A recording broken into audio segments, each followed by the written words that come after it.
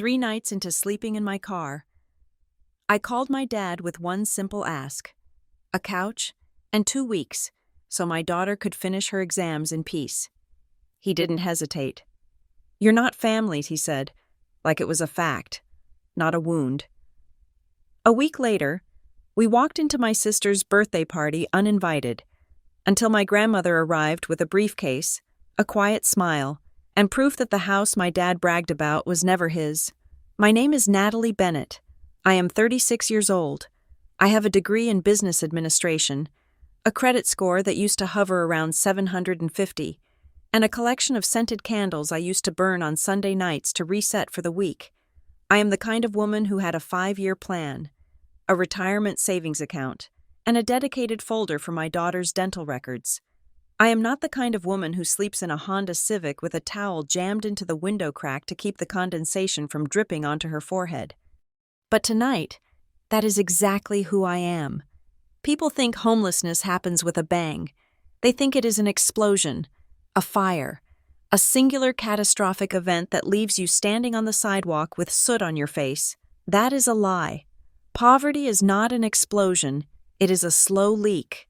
It is a drip, drip, drip of bad luck and broken systems until you look down and realize the water is up to your neck and nobody is coming with a boat. It started 6 months ago with what I called a bad week. I was working as a mid-level logistics coordinator for a shipping firm called Strickland Distribution. It was not a glamorous job, but it was steady. It paid the rent on our 2-bedroom apartment in a decent school district. It paid for Lila's braces. It put food on the table. Then, on a Tuesday morning, I showed up to work and found a padlock on the glass doors. There was a piece of printer paper taped to the inside that simply read, "Operations suspended." I stood there with my coffee cup in my hand, staring at my reflection in the glass. I looked professional. I looked employed. I looked like a woman who had somewhere to be. But behind that glass, the office was dark. The servers were gone. The owner, a man named Marcus, who had given me a turkey every Thanksgiving, had vanished. He took the pension fund. He took the operating capital. And most critically for me, he took the last 3 weeks of my paycheck. I remember calling the unemployment office that afternoon. I sat on my beige sofa, the one I had bought on an installment plan, and listened to hold music for 4 hours. When I finally got through, a tired voice told me that because the company had not filed the proper tax paperwork for the last quarter, my claim was flagged for review. "It will just be a delay," they said. 2 weeks. They said, I had savings. I had a cushion. I told myself it would be fine. I was Natalie Bennett. I solved problems for a living. Then came the second hit. My ex-husband, Trent, has always been a man of grand ideas and minimal execution. We had been divorced for 3 years, and I thought I had severed all financial ties with him. I was wrong. While we were married, he had convinced me to co-sign a business loan for a venture he swore would secure Lila's future. He told me he had refinanced it. He told me my name was off the paper. He lied. 2 weeks after I lost my job, Trent skipped town. He moved to Arizona with a woman he met at a gym, leaving behind a mountain of defaulted payments, because his name was Mud and he was nowhere to be found. The creditors did not bother looking for him. They came for me. They came for the co-signer. I watched my bank account drain. The savings I had carefully built vanished in a flurry of legal fees and minimum payments I made just to keep the wolves from the door. I sold the television. I sold my jewelry, including the earrings my mother gave me before she died. I sold the designer purses I had treated myself to when I got my promotion. It is terrifying how little your life is worth when you try to sell it back to a pawn shop. A life you spent 10 years building fits into a few cardboard boxes and nets you may be $800. I picked up shifts at a diner across town. I delivered food for those apps where you destroy your own car for pennies. I cleaned houses for women who were younger than me and looked at me with pity. But the math did not work. It never works when you are poor. A flat tire costs $200. A parking ticket costs $75. A box of cereal costs $7. The money went out faster than I could shovel it in. Through it all, I looked at Lila. My daughter is 16. She has my eyes and her father's stubborn chin, but she has a heart that is entirely her own. She is supposed to be worrying about prom and geometry and whether the boy in her history class likes her. She is not supposed to be worrying about whether the electricity is going to be cut off. I tried to hide it from her. I put on my work clothes in the morning even when I had nowhere to go. I cooked pasta 5 different ways and called it a culinary adventure. But kids are smarter than we give them credit for. They absorb anxiety like sponges. I noticed the change in her about 2 months in. Lila stopped asking for money for the movies. She stopped asking for new clothes. Then, I found the stash in her backpack. I was looking for a permission slip, and I found 3 granola bars and an apple wrapped in a napkin. She was hoarding food from the school cafeteria. She was bringing home the free lunch items she didn't eat, so we would have something for dinner. That broke me. I sat on the floor of her room, holding a bruised apple, and I wept. I wept because I was 36 years old, and I had failed the one person I was sworn to protect. But we were still indoors. We still had a roof. I told myself that as long as we had the apartment, we could figure it out. I just needed one break, one interview to go right, one check to clear. Then came the letter. The building we lived in had been sold to a conglomerate. The letter was on heavy, expensive paper. It informed me that the new ownership was renovating the units to market them as luxury suites. All month-to-month leases were being terminated effective immediately. For those on fixed leases, rents would be increasing by 40% upon renewal. 40%. I went to the leasing office. I wore my best suit. I did my hair. I walked in there and asked to speak to the manager. I explained my situation. I told them I just needed 2 more months. Lila had her final exams coming up. I had a promising lead on a job in administration. I just needed time. The woman behind the desk was named Jessica. She looked to be about 22. She had perfect nails and a smile that did not reach her eyes. She told me that policy was policy. She told me the renovation schedule was set in stone. She told me I had to be out by the 1st of the month. I begged. I am not proud of it, but I begged. I told her I had a child. I understand, she said, typing something on her computer. But this is a business. Ms. Bennett, perhaps you have family you can stay with? Family. The word tasted like ash in my mouth. We packed what was left of our lives into the Honda Civic on a rainy Tuesday. It is amazing how much you leave behind when you have no space. Books, photo albums, winter coats. We took only the essentials, Lila's school books, our toiletries, a few changes of clothes, 2 pillows, 2 blankets. We drove away from the apartment complex at 5 in the afternoon. I didn't know where to go. I drove around for hours, burning gas I couldn't afford, just to delay the inevitable. We ate drive-through burgers in silence. Lila didn't ask where we were going to sleep. She knew. She adjusted her seat back, pulled her hood up over her head, and stared out the window. "Mom, it's okay," she said softly. "It's like camping." It was not like camping. We found a spot in the back corner of a 24-hour superstore parking lot. I had read online that they were lenient about overnight parkers. I parked under a broken streetlight, hoping the shadows would hide us. I locked the doors. I checked them twice. That first night was the longest night of my life. The physical discomfort was immediate.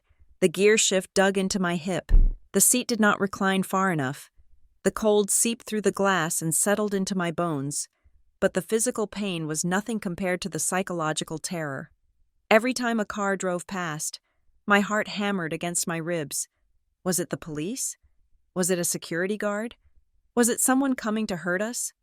I watched the headlights sweep across the ceiling of the car, holding my breath until they passed. I looked at Lila sleeping in the passenger seat. She was curled into a ball, clutching her backpack to her chest. Her face was illuminated by the distant glow of the store sign. She looked so young. She looked so vulnerable.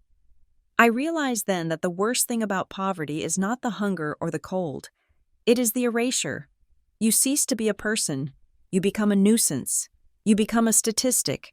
You become something that people look away from. When you have an address, you exist.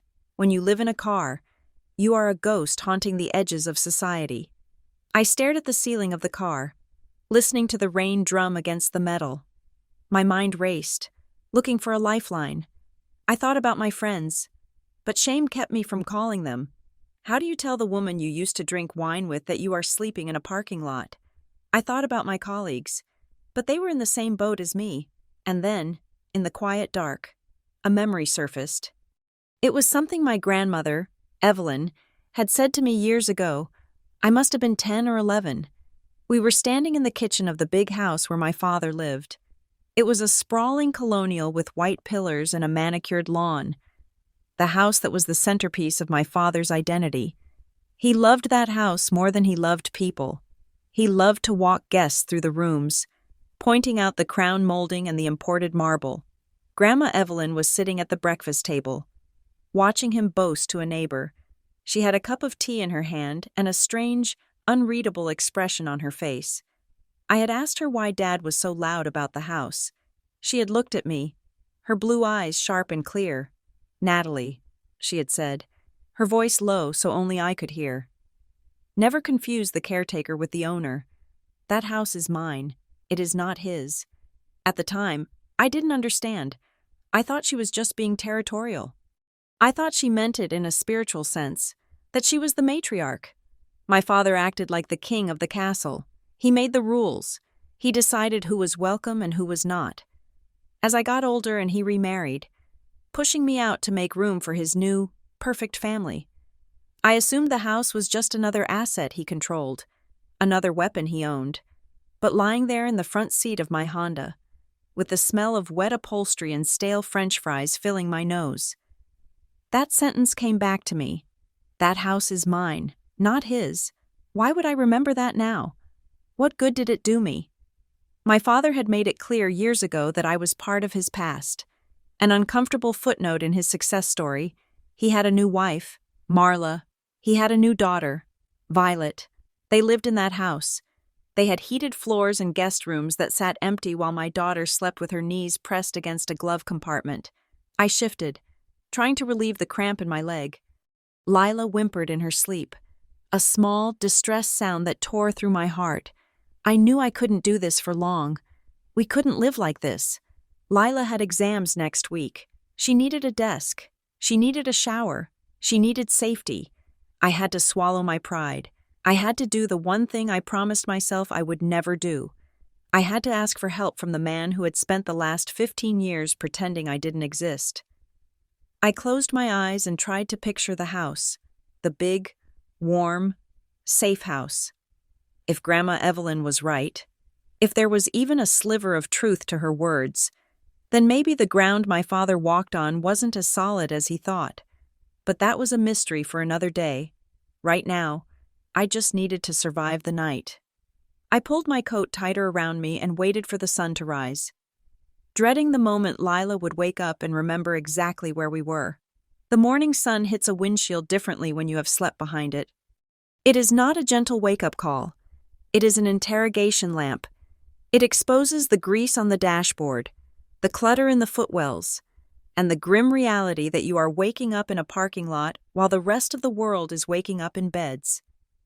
As I watched the light crawl across Lila's sleeping face, highlighting the dark circles that were starting to form under her eyes, I realized that the crack in our foundation did not appear when the landlord evicted us. It did not appear when my job evaporated or when Trent ran off to Arizona. This crack was old. It was a structural defect that had been there for 20 years, hiding under layers of paint and politeness. My father, Gordon, likes to tell people he is a self-made man. He loves the narrative of the hard-scrabble climber who built a real estate empire out of grit and handshakes. But every good story needs an editor, and my father is ruthless. He edits out the failures. He edits out the lean years. And most specifically, he edits out the people who witnessed them. I am the witness he wants to forget. My mother died when I was 12, leaving behind a grief that my father treated like a messy room, something to be closed off and never entered again. For 4 years, it was just the two of us, stumbling through a house that felt too quiet. Then, the summer I turned 18, and packed my bags for a state university 2 hours away. Marla walked in. Marla was everything we were not. She was polished, efficient, and new. She did not know about the nights my father sat at the kitchen table with his head in his hands because a deal fell through. She did not know about the stained carpets or the burnt dinners.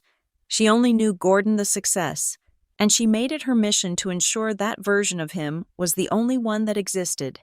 They married 6 months after I left. I came home for Thanksgiving that year and found that my bedroom had been converted into a guest office. The posters were gone. The glow-in-the-dark stars I had stuck to the ceiling were scraped off and painted over in a tasteful shade of beige called sandstone. "You are an adult now, Natalie," my father had said, clapping a hand on my shoulder that felt heavy and distant. "You do not need a shrine to your childhood. It was the beginning of the great erasure." A year later, Violet was born. If I was the rough draft, Violet was the published manuscript. She was the child of his prosperity. She grew up in the house that Grandma Evelyn insisted belonged to her, but which my father filled with furniture that cost more than my college tuition. Violet had piano lessons on Tuesdays, horse riding on Thursdays, and tutors for subjects she wasn't even failing. I do not hate my sister. It is impossible to hate Violet. She is sweet, in a vague, sheltered way. She is like a golden retriever puppy that has never known a raised hand or an empty bowl.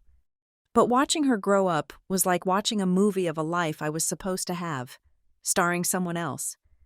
I remember my college graduation. It was a humid day in May. I had worked 2 jobs to pay for my textbooks, so I wouldn't have to ask my father for money. I walked across that stage, scanned the crowd, and finally found them. Marla was checking her watch. My father was on his phone. They took me to a chain restaurant for dinner afterwards. "We have to make this quick," Marla had said, tapping her manicured nails on the menu. "Violet has a recital in the morning, and we have a 3-hour drive back. I was graduating with honors. I wanted to talk about my thesis. I wanted my father to look at me with that shining pride he saved for his business partners. Instead, he handed me a card with a check for $500 inside. "Good work, kid," he said. He didn't ask about my plans.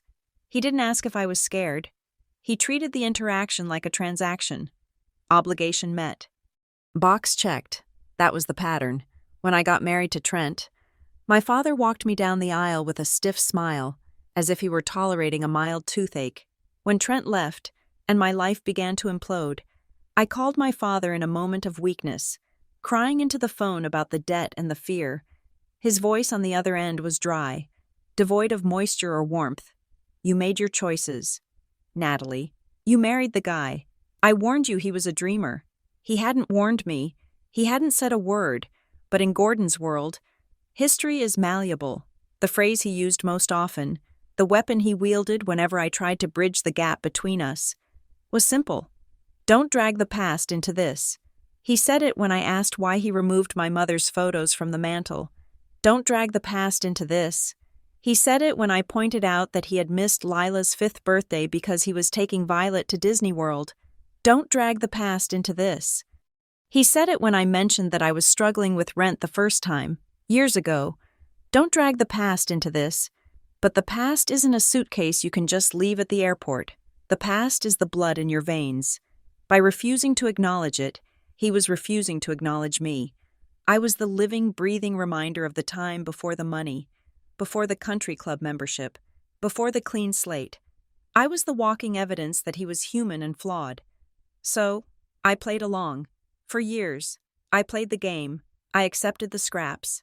I sent birthday cards to Violet every single year.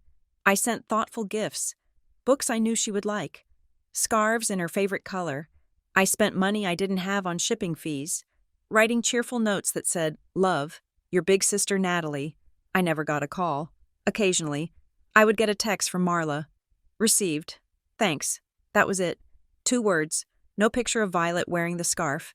No note from Violet herself. I told myself it was fine. I told myself she was busy. I told myself that family is complicated, and I just had to be patient. I was gaslighting myself because the alternative was admitting that I was begging for love from people who wished I would disappear.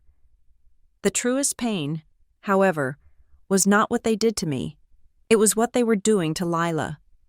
Lila is observant. She has been watching this dynamic since she was old enough to hold a phone. She sees the photos on social media. The vacation photos where my father, Marla, and Violet look like a catalog advertisement for happiness. They wear matching white linens on beaches in Turks and Caicos. They smile with perfect teeth. And nowhere in those frames is there a space for a granddaughter. About a year ago, before the bottom fell out of our lives, Lila and I were sitting at the kitchen table doing homework. She looked up from her algebra textbook, her pencil hovering over a variable. "Mom," she said.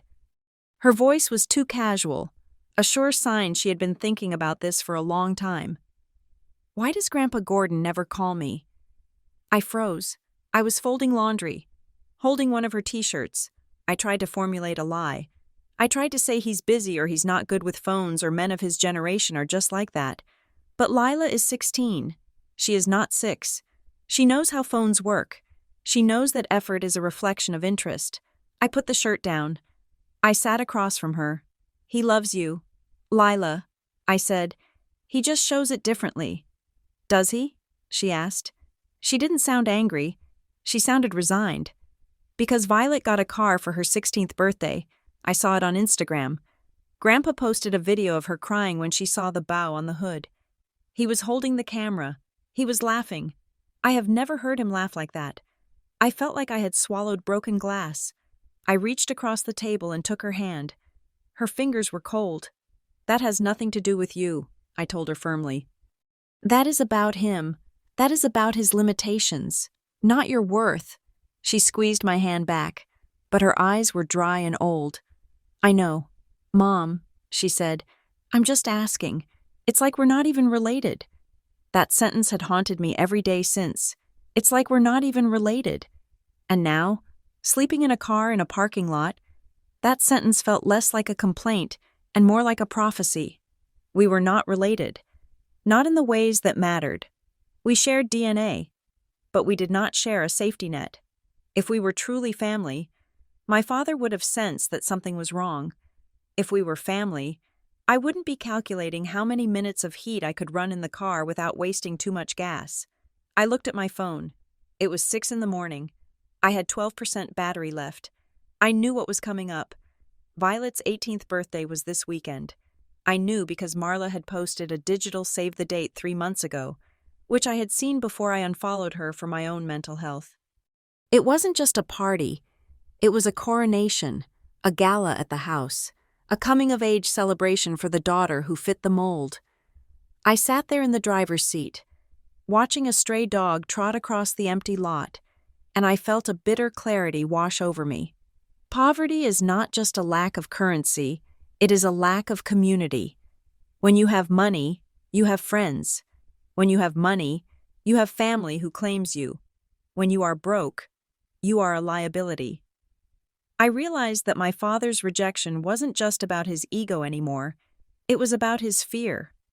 He looked at me and saw a problem he might have to solve, a drain on his resources, a stain on his pristine tablecloth. He had spent 20 years pushing me to the periphery, now that I was actually falling off the edge. He wasn't going to reach out a hand. He was going to close the curtains. Lila stirred next to me. She sat up, rubbing her eyes, her hair matted on one side. She looked around the car, the reality of our situation settling back onto her shoulders. "Morning," she rasped. "Morning, baby," I said, forcing a brightness into my voice that I did not feel. "How did you sleep?" "Fine," she lied.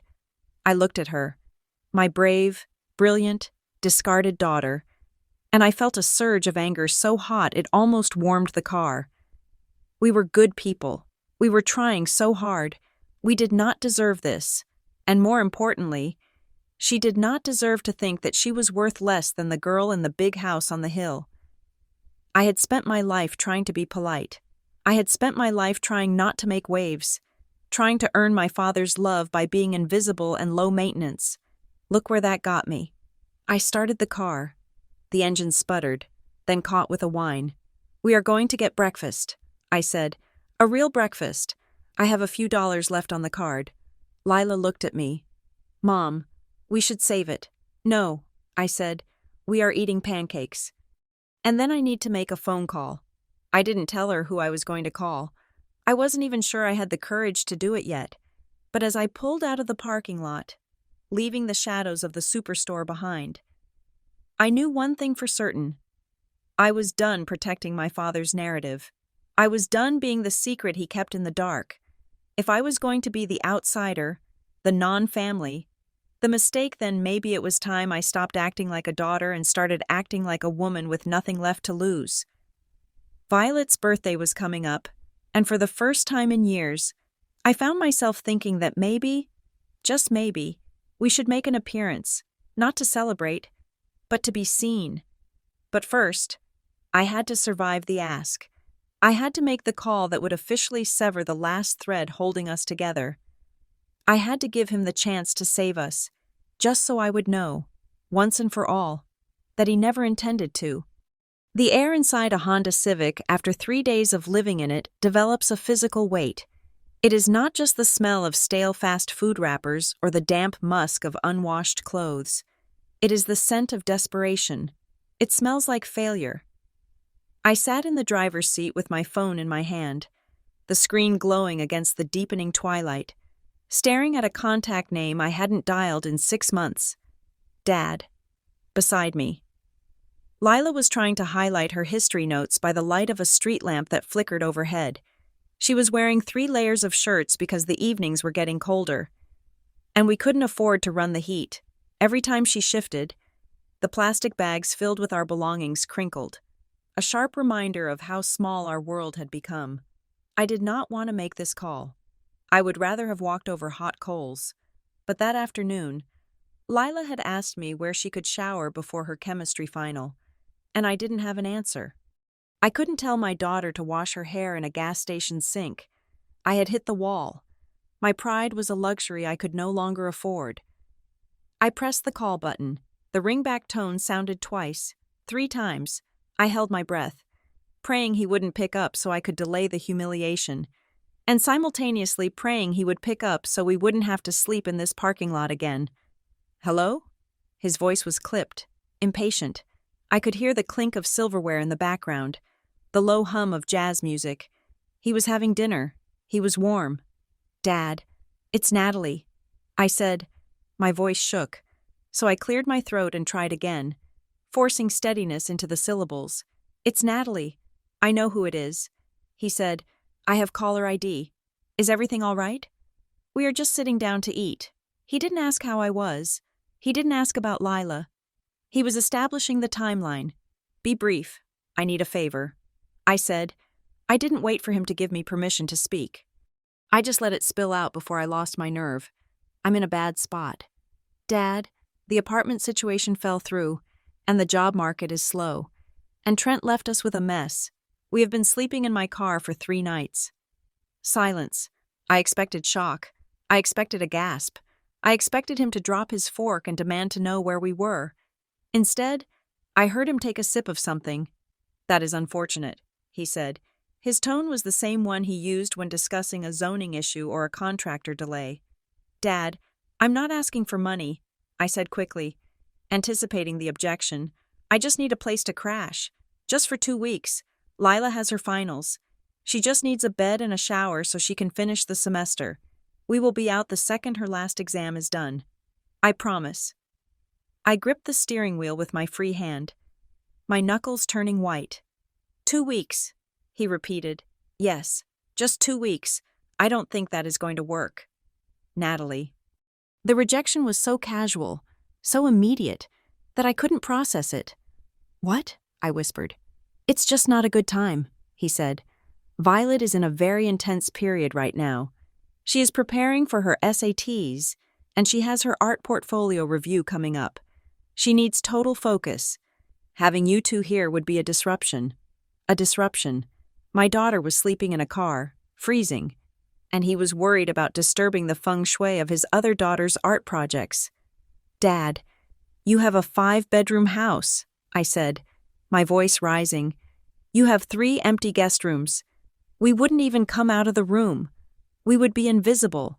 It is not about space, Natalie. It is about energy. Violet is very sensitive to tension. And let's be honest, you bring a lot of baggage with you. Baggage. He meant my poverty. He meant my failure. Suddenly, a new voice cut in. It was Marla. She must have been listening.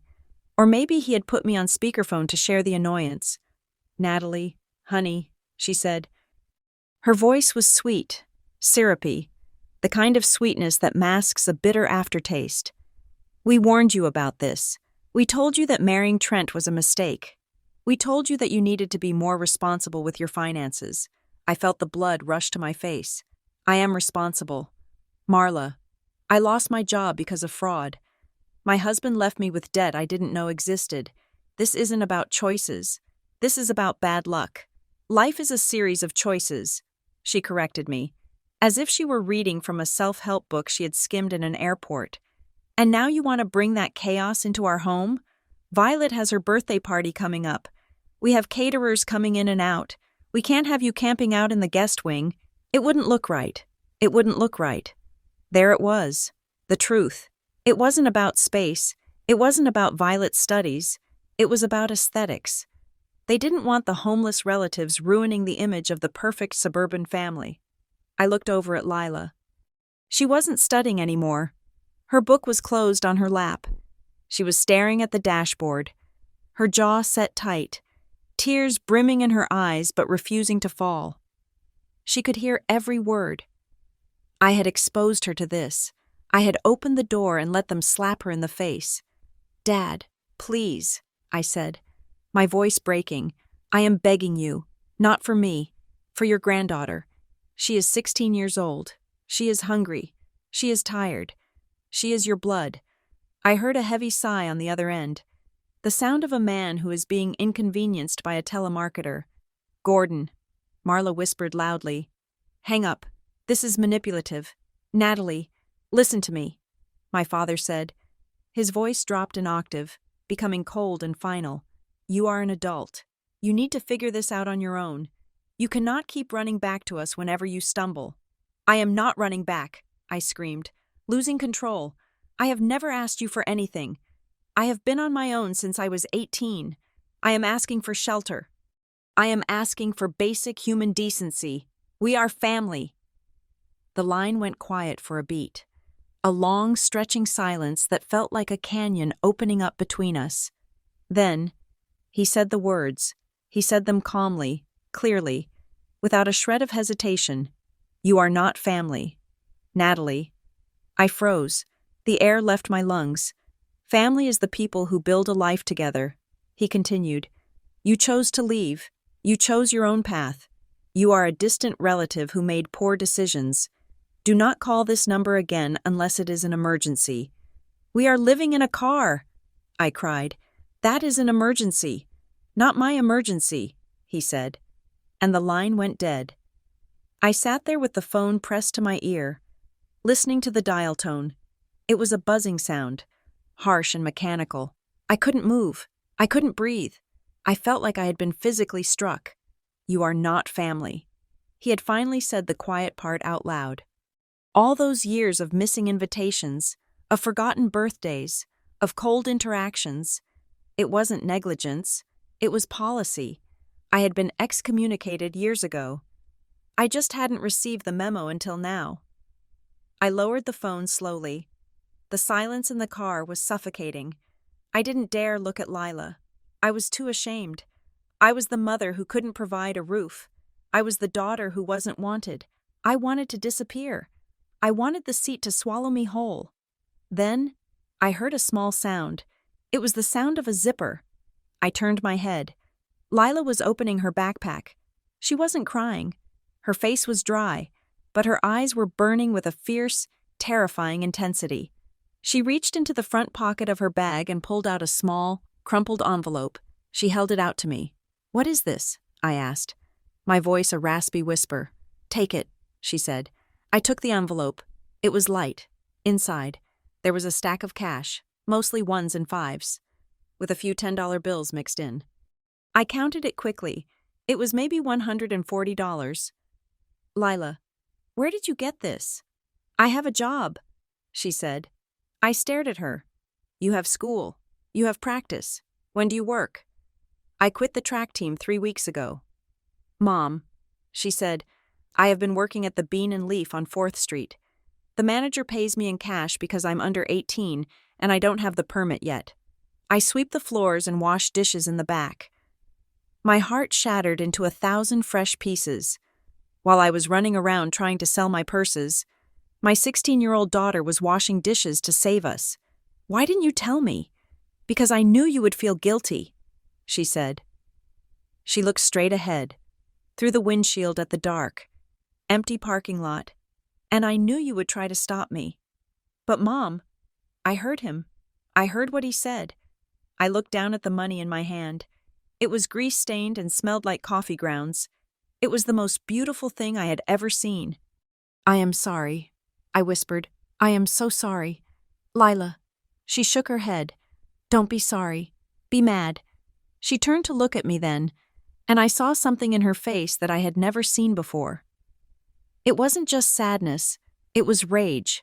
It was the cold, hard fury of someone who has realized the world is not fair and decided to stop waiting for it to be.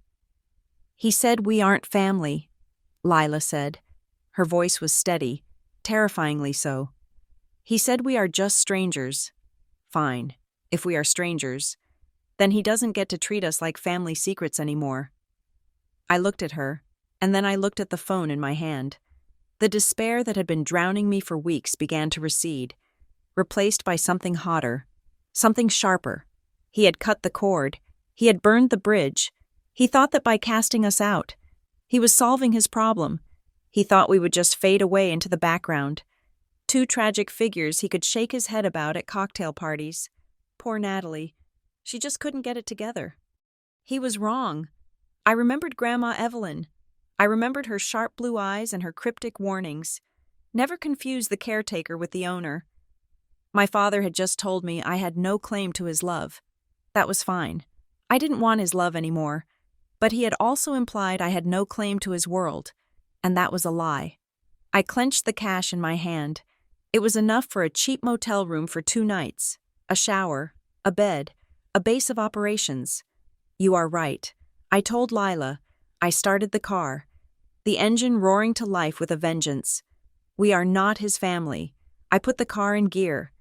But we are going to find out who is. I said. I drove out of that parking lot with a new purpose. The tears were gone. The fear was gone.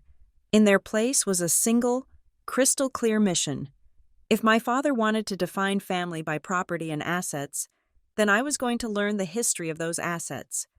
I was going to find out exactly whose house he was sitting in, and I was going to make sure that the next time we spoke, I wasn't the one begging.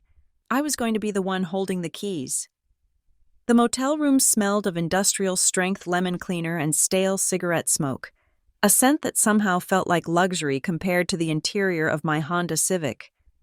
Lila was asleep on the bed nearest the window, her breathing deep and rhythmic for the first time in 4 days. I sat on the edge of the other mattress, the cheap polyester bedspread scratchy against my legs, staring at the phone in my hand. We had paid for 2 nights with the cash Lila had earned scrubbing dishes, 2 nights to figure out how to rebuild a life from zero. But my mind was not on job applications or apartment listings. It was stuck on a loop, replaying the conversation with my father. You are not family. The words were designed to hurt, to sever the limbs so the body could survive. But as the shock wore off, replaced by a cold, calculating anger, I began to see the statement not as an insult, but as a confession. If I was not family, then I was not bound by their code of silence. If I was a stranger, I was free to ask the questions a daughter never would. The memory of Grandma Evelyn came back to me again, sharper this time. I closed my eyes and transported myself back to that sunroom 20 years ago. I remembered the texture of her knitting needles, the smell of her lavender tea, and the way her eyes, blue and piercing, had locked onto mine when my father walked out of the room. That house is mine, Natalie, Not his. He is just the caretaker. At the time, I thought she was speaking metaphorically, reminding me that she was the matriarch. But tonight, in the harsh fluorescent light of a roadside motel, I wondered if she had been speaking legally. I scrolled through my contacts until I found a number I hadn't dialed in 3 years. Uncle Dean. Dean was my father's younger brother, the black sheep of the family simply because he refused to worship at the altar of Gordon's ego. He was a real estate attorney who lived 2 towns over, a man who preferred fishing and dusty law books to country clubs and galas. He was the only one who had sent a card when I got divorced. He was the only one who had ever looked at me and asked, "Are you happy?" instead of, "Are you successful?" It was nearly 9 at night. I pressed the call button. He answered on the second ring, his voice gruff but warm. "Natalie? Is everything okay? It's late." Hearing a kind voice almost broke me. I had to bite the inside of my cheek to keep from sobbing. "Uncle Dean," I said, keeping my voice low so I wouldn't wake Lila. "I need to ask you something, and I need you to be honest with me. I'm always honest, kid. You know that. What's going on?" I took a breath. "I need to know about the house, Dad's house, the one on Sycamore Ridge." There was a pause on the other end. I heard the squeak of an office chair, the sound of him shifting his weight. "What about it?" he asked, his tone shifting from casual to guarded. "Who owns it?" "Natalie, why are you asking this?" "Because," I said, letting the venom seep into my voice, "I just got off the phone with Gordon. I asked him for a place to stay for 2 weeks because Lila and I are currently homeless. We have been sleeping in my car." The silence on the other end was absolute. It lasted so long I thought the call had dropped. "You are what?" Dean whispered. "We lost the apartment. My job folded. It's a long story, Dean, but we had nowhere to go. I called him. I begged him. I told him his granddaughter was hungry and cold. Do you know what he said?" I waited, letting the suspense hang in the air. He said the house wasn't convenient. He said I wasn't family. I heard a sound that might have been a pen snapping in half. "He said that to you?" Dean asked, his voice trembling with a suppressed rage I had never heard from him before. "He told his own daughter she wasn't family while she was on the street?" "Yes, that son of a bitch," Dean hissed. "That absolute, narcissistic son of a bitch. I am safe for tonight. Dean, Lila used her own money to get us a motel room, but that is not why I'm calling. When he said that, something clicked. Grandma Evelyn always told me the house wasn't his. Is that true?" Dean sighed, a long, heavy exhale that sounded like a tire losing air. "Listen to me carefully. Natalie, are you sitting down?" "I am. Your father doesn't own that house. He has never owned that house." My heart slammed against my ribs. "Then who does?" "Evelyn does," Dean said. "But it is complicated. When your grandfather passed, the estate was put into a trust. The house is the primary asset of the Evelyn Bennett Family Trust. Your father has what we call a life estate interest as a beneficiary with residency privileges. In plain English, he is allowed to live there as long as he maintains the property and pays the taxes. But he does not hold the deed. He cannot sell it. He cannot borrow against it. And most importantly, he does not have the right to exclude other beneficiaries if the grantor, Evelyn, decides otherwise." I sat there, stunned. For 20 years, Gordon had walked around that estate like a feudal lord. He had renovated the kitchen 3 times. He had built a pool. He had made me feel like a guest in his kingdom. And all this time, he was just a tenant with a really good lease. "So he can't sell it?" I asked. "No," Dean said, "but that hasn't stopped him from trying." My grip on the phone tightened. "What do you mean?" "Natalie, I work in property law. I have alerts set up for family assets. It's a habit. About 3 weeks ago, I got a notification. Someone pulled the title report on the Sycamore Ridge house. That usually happens when an owner is preparing to list a property or refinance a mortgage. Could it be a mistake?" I asked. I dug a little deeper. Dean continued, "I called a friend of mine at the county clerk's office. There was a request filed for a correction of deed. Someone is trying to argue that the original transfer to the trust was clerical error, and that the title should revert fully to Gordon Bennett. My stomach turned over. Who filed the request? It was filed by a boutique law firm in the city. Dean said, "But here's the kicker. I know the guys at that firm. They don't represent Gordon. They represent Marla. Marla, of course. She is trying to cash out." I realized aloud. She knows the market is high, and she is trying to maneuver the title into Gordon's name so they can sell it or take out a massive equity loan. Dean hummed in agreement. That is my guess. Marla has been spending money like water lately. I have heard rumors that her gallery is in the red. If they can get the house out of the trust and into Gordon's name, they can mortgage it for millions. And if they default? The bank takes the house, and the trust, meaning Evelyn's legacy, is wiped out. But Evelyn would have to sign off on that, wouldn't she? I asked. She is the grantor. She is the trustee. Technically. Yes, Dean said. But Evelyn is 84 years old. Natalie. She is sharp, but she trusts Gordon. If he puts a stack of papers in front of her and says, "Mom, sign this. It's just for tax purposes," do you think she's going to read the fine print? I felt a chill that had nothing to do with the motel's air conditioning. They were not just kicking me out. They were stealing from my grandmother. They were dismantling the family legacy to fund Marla's lifestyle and Gordon's ego. What do I do? Dean, I asked. I am nobody.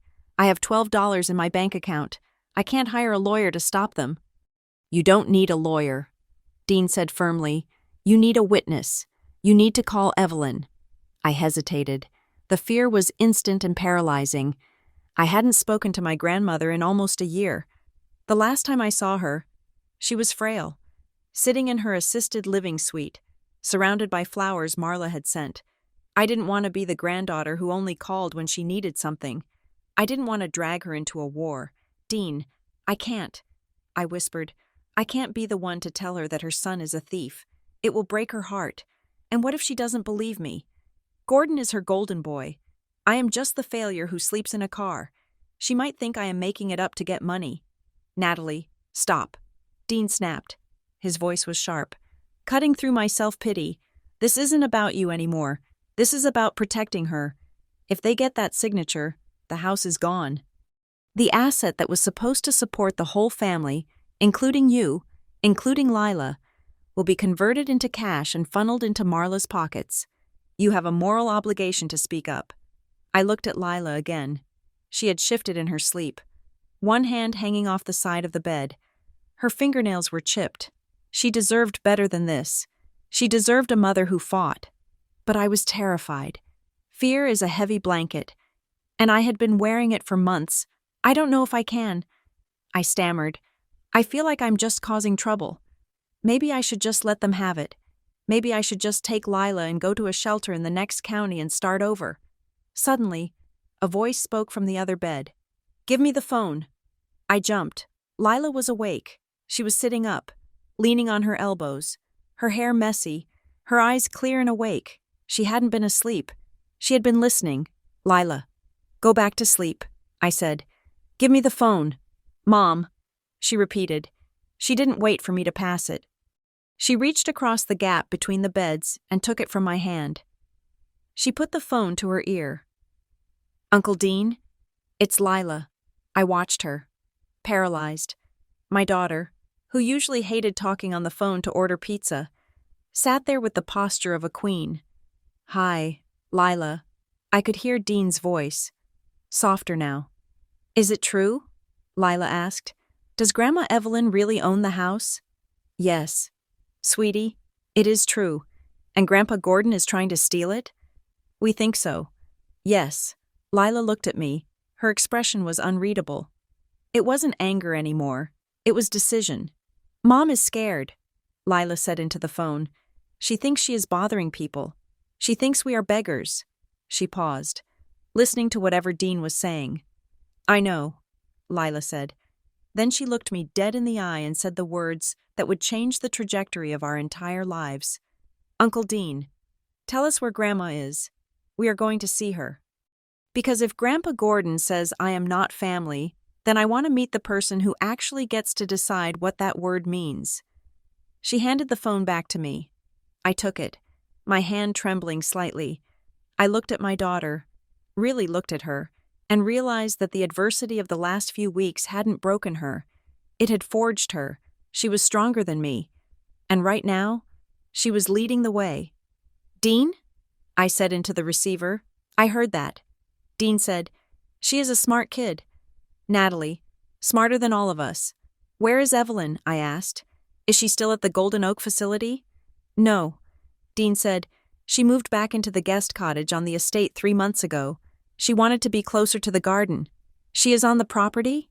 I asked, my stomach dropping. That meant Gordon and Marla had access to her 24 hours a day. Yes, which means you don't have time to waste. If Marla is making moves, she is doing it now, before the birthday party. She wants that title clear so she can announce something big at the party. I can feel it. "Okay," I said. I sat up straighter, the mattress springs creaking under me. "Okay, we will call her." "Don't just call," Dean said. "Prepare. I'm going to email you a PDF. It is a copy of the original deed of trust from 1998. I have it in my archives. I want you to have it on your phone. If Gordon tries to lie, I want you to have the paper. Thank you." "Dean, Natalie," Dean said, his voice dropping low again. "You are not alone in this. I know I am just the lawyer brother, and I know I haven't been around enough, but I am with you. You go get her." I hung up the phone. The room felt different now. The smell of lemon cleaner didn't smell like poverty anymore. It smelled like clarity. Lila was already out of bed. She was digging through our plastic bags, pulling out the one nice outfit we had each managed to save. For her. A navy blue dress she wore to choir concerts. For me, my black interview slacks and a white blouse that just needed a little ironing. "What are you doing?" I asked. "We are going to sleep," Lila said, folding the clothes neatly on the wobbly desk. "And tomorrow morning, we are going to call Grandma Evelyn, and then we are going to crash a party." I looked at the crumpled cash on the nightstand, the $140 that represented my daughter's stolen childhood. Then I looked at the phone, where a notification popped up. Email from Dean Bennett. Trust deed attachment. I downloaded the file. I opened it. There, in black and white, was the truth. Grantor, Evelyn Bennett. Beneficiary, Gordon Bennett, life estate only. My father had lied to the world. He had lied to his wife. He had lied to himself. But the worst lie was the one he told me tonight. He told me I wasn't family because he thought family was about power. And he thought I had none. He was wrong. I had the truth. And tomorrow, I was going to deliver it to the one person who could turn his castle back into a pumpkin. I turned off the light. "Good night, Lila," I said in the dark. "Good night, Mom," she replied. For the first time in a week, I didn't dream about falling. I dreamed about a house on a hill, and a key turning in a lock. The sound was loud, sharp, and final. The phone felt heavy in my hand, like a loaded weapon I wasn't sure I knew how to fire. It was 9 in the morning. Sunlight was trying to push through the grime on the motel window, illuminating the dust motes dancing in the air. Lila was sitting on the edge of the bed, her hands clasped in her lap, watching me with an intensity that made my stomach turn. She had brushed her hair and put on her clean blouse, as if this phone call required formal attire. I stared at the number on the screen. It was the landline for the guest cottage on the estate. I hadn't called it in months, paralyzed by the fear that I was just another person wanting something from the matriarch of a fracturing family. "Do it, Mom," Lila whispered. I took a deep breath, pressed the button, and held the phone to my ear. The ringback tone was a low, archaic purr. 1 ring, 2 rings. I expected a nurse to answer. I expected a housekeeper. I expected to leave a voicemail that would be deleted by Marla before it ever reached my grandmother's ears. Instead, on the 3rd ring, the line clicked open. "Bennett Residence," a voice said. It wasn't a nurse. It was Evelyn, and she didn't sound frail. She didn't sound like the 84-year-old woman I had pictured fading away in a garden chair. Her voice was sharp, clear, and stripped of any morning grogginess. It was the voice of a woman who was already awake and waiting for something to happen. "Grandma?" I said, my voice cracking slightly. "It's Natalie." There was a pause, but it wasn't the pause of confusion. It was the pause of recognition. "Natalie," she said. Her tone didn't go up in surprise. It stayed level, grounded. "I was just looking at a photograph of you. The one from your 10th birthday. You had chocolate cake on your chin." I blinked, thrown off balance. "Oh, that was a long time ago." "It was." She agreed. Then, without a beat of transition, she asked the one question I wasn't prepared to answer, the one question Gordon hadn't asked, the one question that stripped away all my defenses.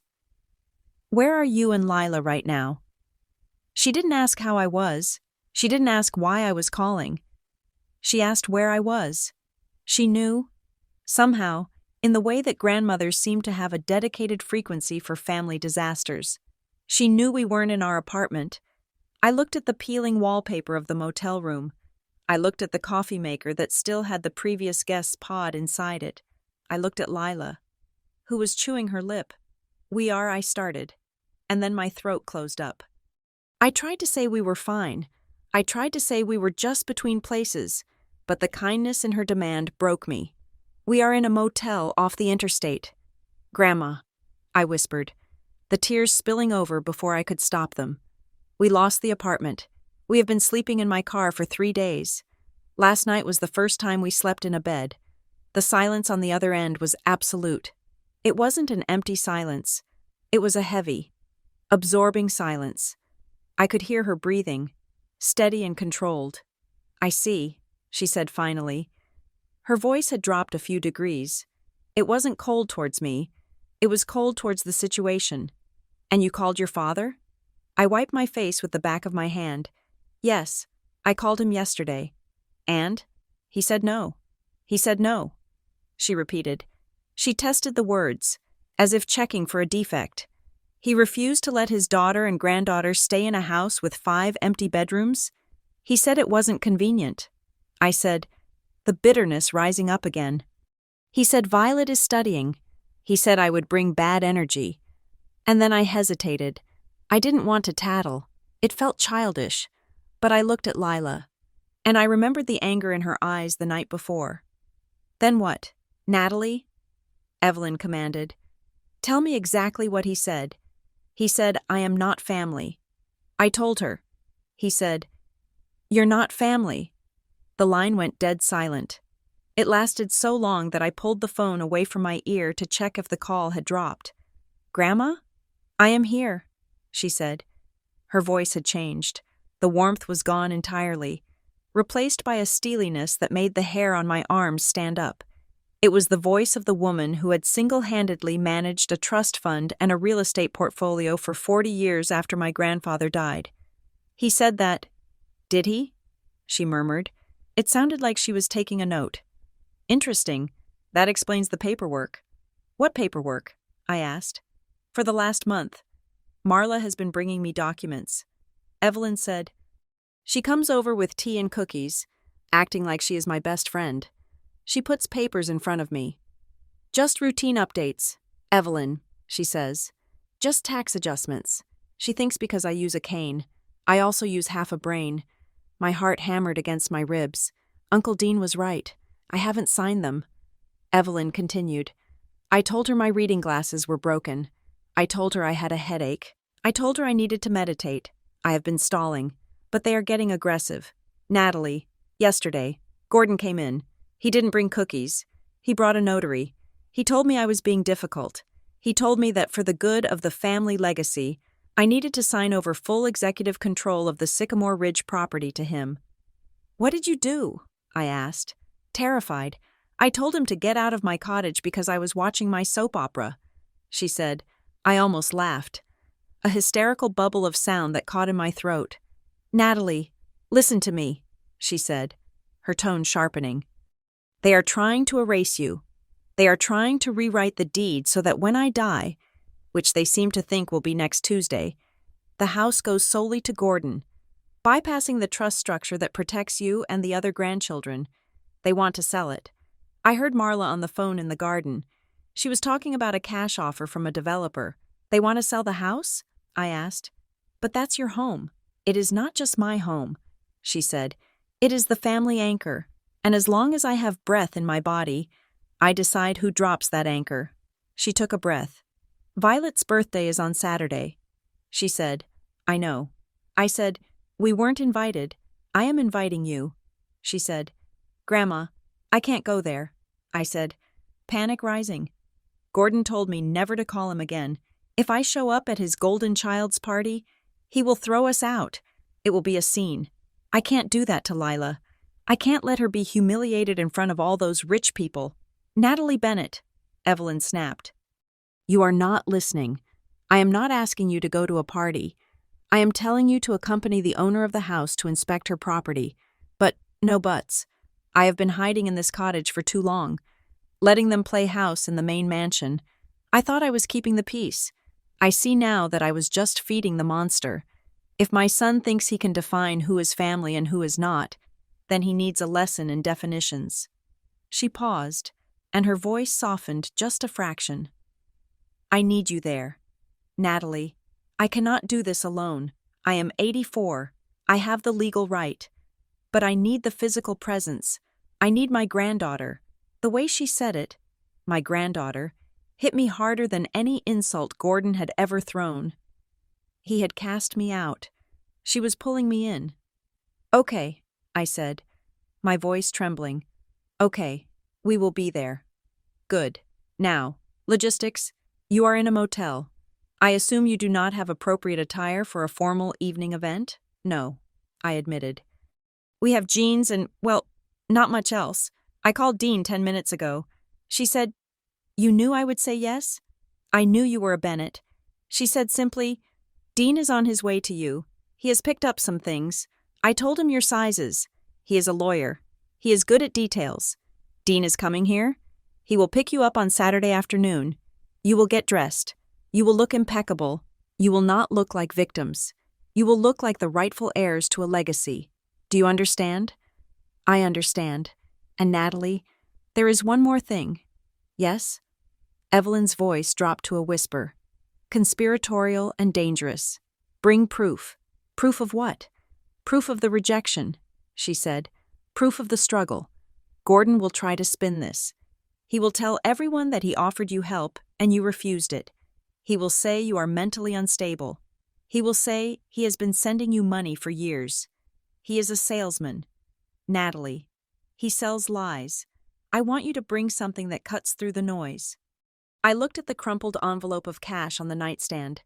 The money Lila had earned scrubbing floors. Lila has pay stubs, I said. From the coffee shop. She has been working under the table.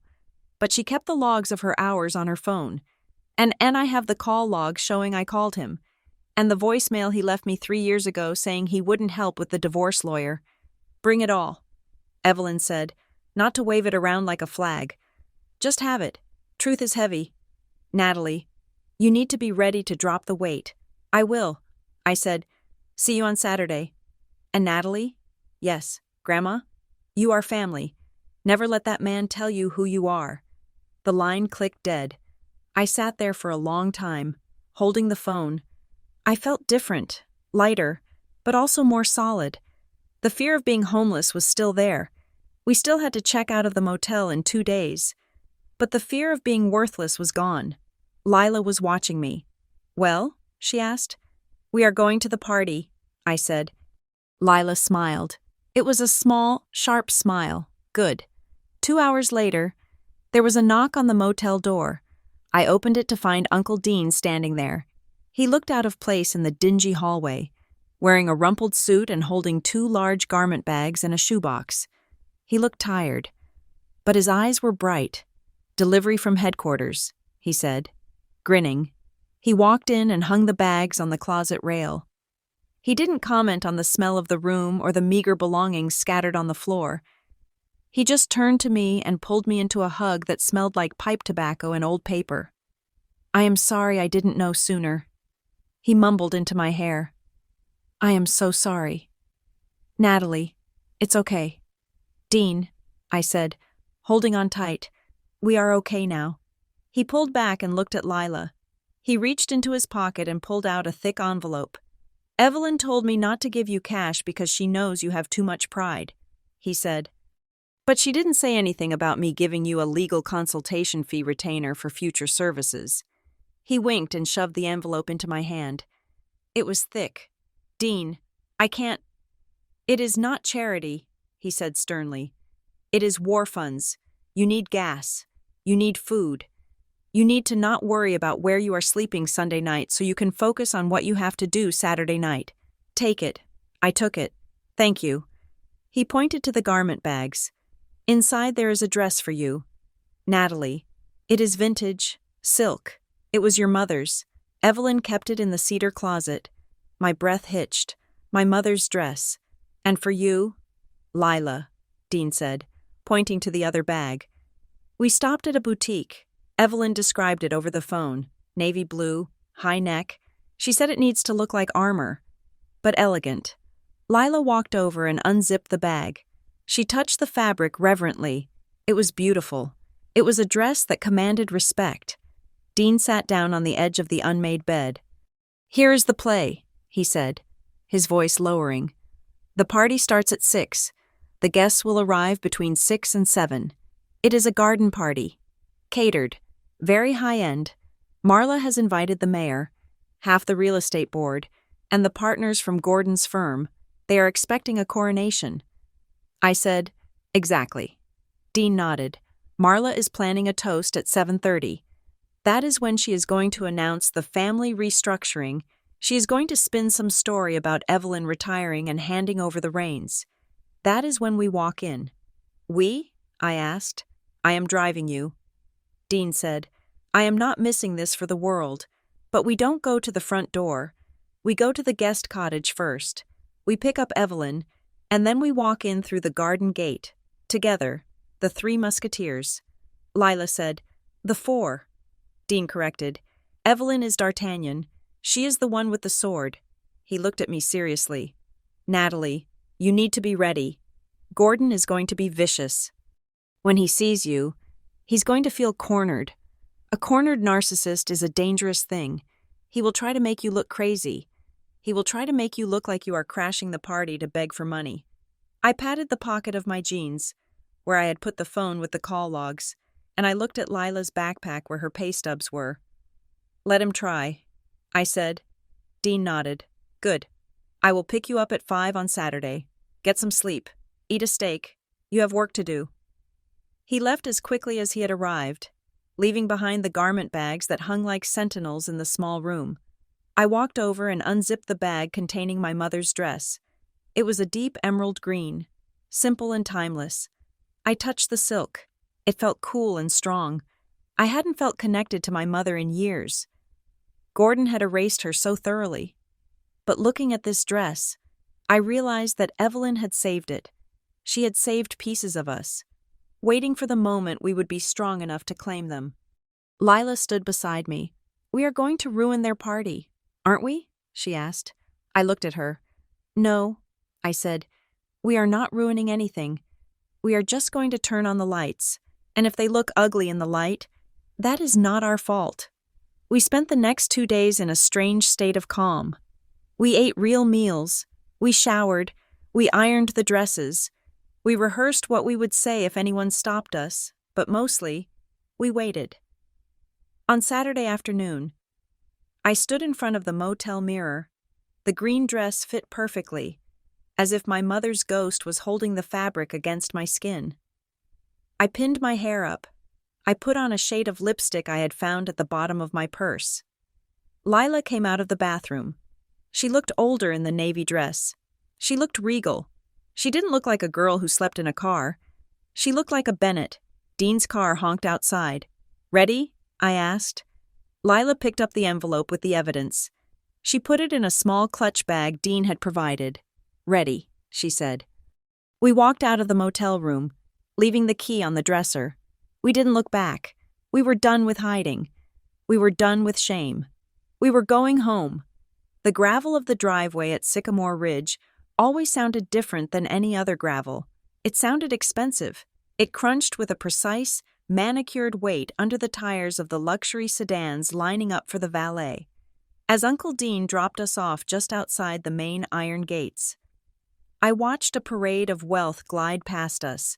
There were sleek black town cars, vintage convertibles that probably cost more than my entire education, and the kind of SUVs that have never seen a speck of mud. We stood there for a moment, Lila and I, two figures in borrowed dresses standing on the edge of a world that had spat us out. Uncle Dean leaned across the passenger seat, his face grim. "Go in," he said. "Mingle. Make them nervous. I will bring the heavy artillery from the cottage in 10 minutes.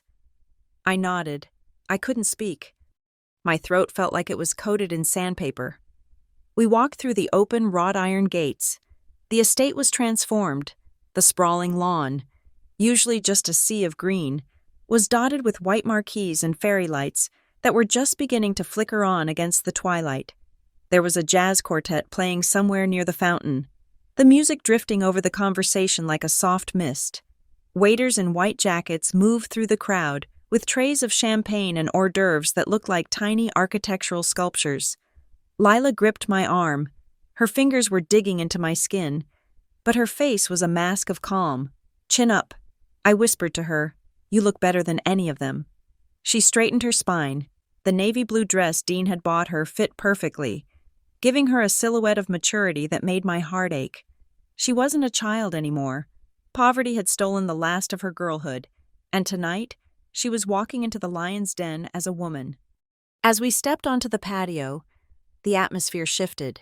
It wasn't a sudden silence. That would have been too dramatic. It was a ripple. People turned. Conversations paused for a microsecond and then resumed at a slightly lower volume. I felt the eyes. They were dissecting us. They were scanning our clothes, our shoes, our hair, looking for the flaw, the crack, the sign that we didn't belong. I recognized some of them. There was Mr. Henderson, the bank president who used to play golf with Gordon. There was Mrs. Halloway, the neighborhood gossip who had once told me my bangs were too long.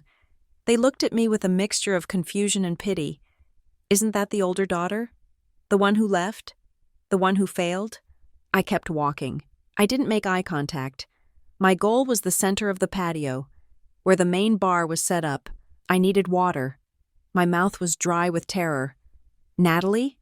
The voice was sharp, cutting through the jazz like a serrated knife. I turned. Marla was standing 5 feet away.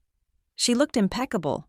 Of course, she was wearing a silver gown that shimmered like liquid mercury, and her hair was pulled back in a chignon so tight it must have given her a headache. She was holding a crystal flute of champagne, and her knuckles were white. "Marla," I said, forcing a smile that felt like it was made of glass. "What are you doing here?" she asked. She didn't shout. She hissed. Her lips barely moved, preserving the illusion of a polite conversation for the onlookers. "We are here for Violet's birthday," I said. "You weren't invited," she replied. Her eyes flicked to Lila, scanning the navy dress with a critical sneer. "And who paid for that? Did you steal it? Or did you find a way to maximize your unemployment benefits?" I felt Lila stiffen beside me, but I squeezed her hand. "Grandma Evelyn invited us," I said clearly. My voice was steady, louder than Marla's. I wanted the people nearby to hear. Marla laughed. It was a cold, dry sound. "Evelyn," she scoffed. "Evelyn is confused. Natalie. She doesn't know what day of the week it is, let alone who is on the guest list. She has no authority here. This is my house. This is my party, and you are trespassing." Actually, I started, ready to drop the truth about the deed right there. But before I could speak, a hand clamped onto my upper arm. It was heavy and familiar. Gordon. My father didn't look at me. He was smiling at a couple passing by, nodding as if he were in the middle of a pleasant chat, but his grip on my arm was bruising. "Excuse us," he said to the air. He steered me forcefully away from the center of the patio, toward a secluded alcove near the rose bushes. Marla followed, positioning herself so she blocked our exit. Lila stayed glued to my side, refusing to be separated. Gordon released my arm with a shove. He turned to face me, his face red with suppressed fury. He looked older than I remembered. The lines around his eyes were deeper, and there was a frantic energy in his movements that reeked of stress. I thought I made myself clear on the phone. He said, his voice was a low growl, "I told you to stay away. I told you that you are not part of this family." I rubbed my arm where he had grabbed me. Grandma Evelyn called me. "Dad." She asked us to come. She wanted to see her great-granddaughter. "Evelyn is senile." He spat. "She doesn't understand the image we are trying to project here. Look at you.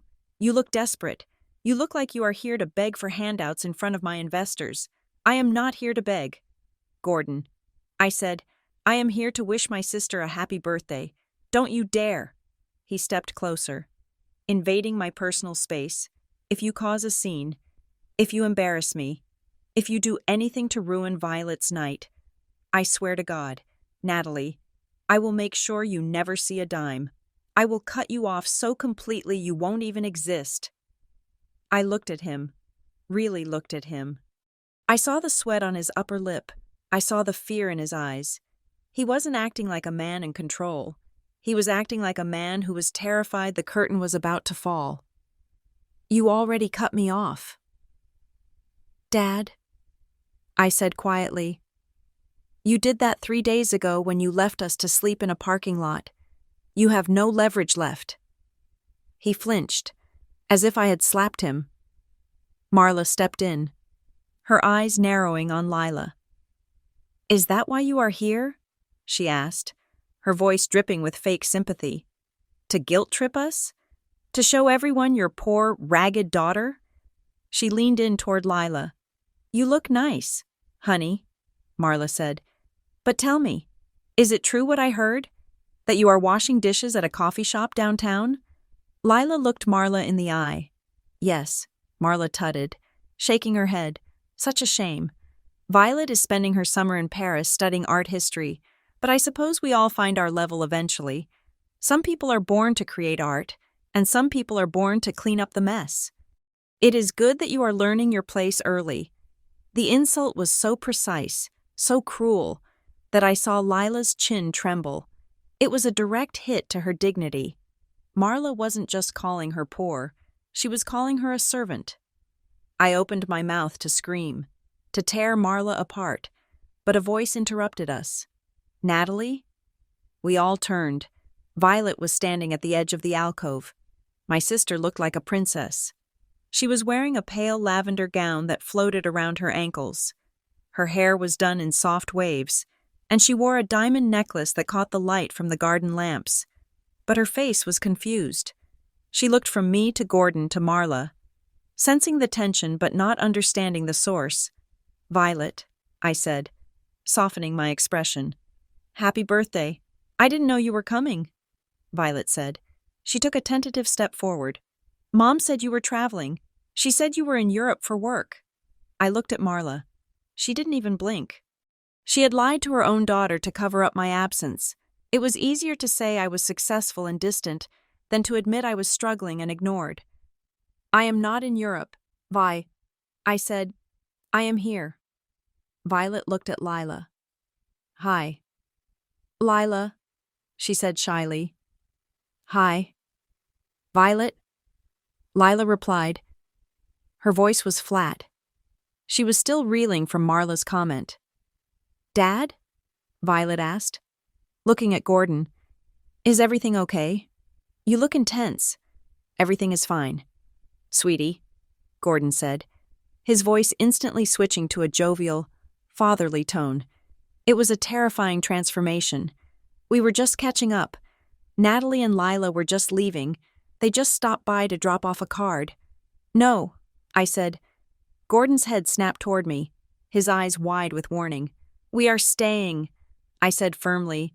"We haven't even had any cake," Violet smiled, looking relieved. "Oh, good. I want you to meet my friends, and I want a picture. We never have pictures together." She reached out and grabbed my hand, pulling me away from Gordon and Marla. "Come on," she said. I let her pull me. I looked back at my father. He was standing there, frozen, his face a mask of impotent rage. Marla looked like she had swallowed a lemon. They couldn't stop us, not without making the scene they were so desperate to avoid. Violet was our shield. We walked back into the crowd. Violet introduced us to a few of her friends, girls who looked like they had been manufactured in a factory that produced perfect skin and expensive teeth. They were polite, but distant. As Violet was pulled away by a photographer, I found myself standing next to a topiaried bush, catching my breath. Lila was beside me, drinking a glass of sparkling water like it was a lifeline. "That woman is a witch," Lila whispered. "She is," I agreed. "But we are winning. We are still here."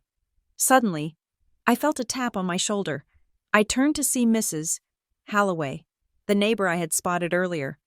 She was a woman in her 70s with hair dyed a violent shade of red and enough jewelry to sink a small boat. She was holding a martini and looking at me with beady, inquisitive eyes. "Natalie Bennett," she said. "I haven't seen you in years."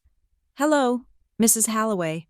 You look interesting," she said, her eyes raking over my mother's vintage dress. "Very retro." "Thank you. I was surprised to see you," she said, leaning in closer. Her breath smelled of gin and olives.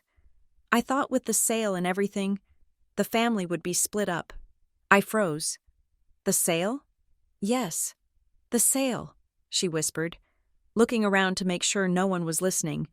"I saw the surveyors here last week, men in orange vests walking all over the property lines, and I saw a real estate agent. That shark, Marcus Thorne, having lunch with your father on the patio on Tuesday." She smirked, clearly fishing for information. "Gordon tells everyone it is just a refinancing," she continued. "But you don't bring in Marcus Thorne for a refinance. He only handles the big liquidations. Are they selling the whole estate? Or just subdividing the back lot? I am worried about my view. You understand." My heart began to pound. Uncle Dean was right. It wasn't just paperwork. They were actively moving to sell.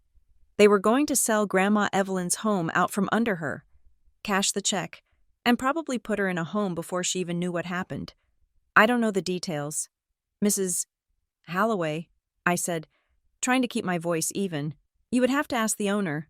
"Oh, I tried asking Marla." Mrs. Halloway laughed. She just smiled and told me to enjoy the shrimp. "But between you and me, that woman has been shopping for condos in Miami. I saw the brochures in her car when I dropped off the neighborhood association dues. Miami, they were going to take the money and run." "Thank you, Mrs. Halloway," I said. "That is very illuminating." I turned to Lila. She had heard it too. Her eyes were wide. "They are really doing it," Lila whispered. "They are selling Grandma's house. Not if we stop them," I said. I looked at my watch. It was 6:50. Dean and Evelyn were supposed to be here any minute. "We need to find them," I said. Just then, the music stopped. The jazz quartet lowered their instruments. A hush fell over the garden. Marla was standing on the raised steps of the patio, tapping a spoon against her champagne glass. A spotlight hit her, making her silver dress blaze. She looked triumphant. She looked like a woman who had already won. "Ladies and gentlemen," she announced, her voice projected by a small microphone. "If I could have your attention, please, we have a very special announcement to make before we cut the cake." My stomach dropped. She was doing it. She was going to announce the transfer of power. She was going to publicly claim the house before Evelyn even arrived. I looked toward the garden gate, praying to see headlights. Nothing. Gordon joined Marla on the steps. He put his arm around her waist. He looked confident again, the fear gone, replaced by the arrogance of a man who believes he has outsmarted everyone. I looked at Lila. She reached into her clutch and gripped the envelope of evidence. "Wait for it," I whispered. Though I was terrified, we were too late. Marla raised her glass. "Tonight is not just about Violet," she said. "It is about the future of the Bennett legacy." And then, from the darkness of the driveway, we heard it. It wasn't the polite crunch of a sedan. It was the heavy, rhythmic thud of a cane hitting the pavement. Clack, clack, clack, and then a voice that carried without a microphone, sharp and clear enough to cut through the night air. "The future?" the voice said. I wasn't aware I had approved any future that didn't include me. The crowd parted, and there she was. The silence that descended on the garden was not the silence of peace. It was the vacuum of a room where all the oxygen had been suddenly sucked out. The jazz band had stopped playing, the waiters had stopped pouring. Even the wind seemed to hold its breath as the heavy iron gate swung open with a groan that echoed across the manicured lawn. My grandmother, Evelyn Bennett, walked through the entrance. She did not look like the frail, confused octogenarian Marla had described only moments ago. She looked like a titan condensed into 5 feet and 2 inches. She was wearing a cream-colored suit that I recognized from photos of my grandfather's funeral, a garment of severe, uncompromising elegance. Her silver hair was coiffed into a perfect, immovable wave. In her right hand, she held her cane, tapping it against the flagstones with a rhythmic precision that sounded like a metronome counting down to an explosion. But it was what was in her left hand that made the blood drain from my father's face. It was a leather briefcase, old, battered, and terrifyingly official. Behind her, Uncle Dean walked in.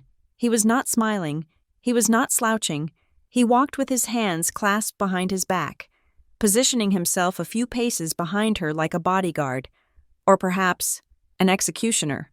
Evelyn did not look at the stage where Gordon and Marla stood frozen in the spotlight.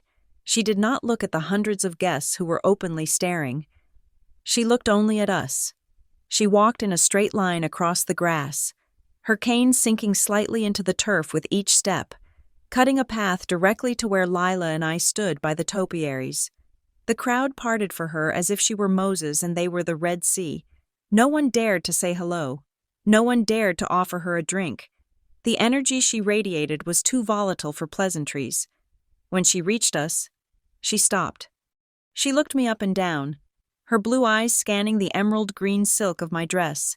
A softness flickered in her expression, a brief thaw in the winter she had brought with her.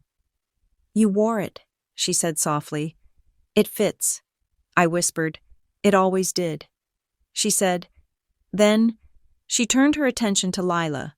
My daughter was standing tall, but I could feel the tremors running through her arm where it pressed against mine. She was terrified.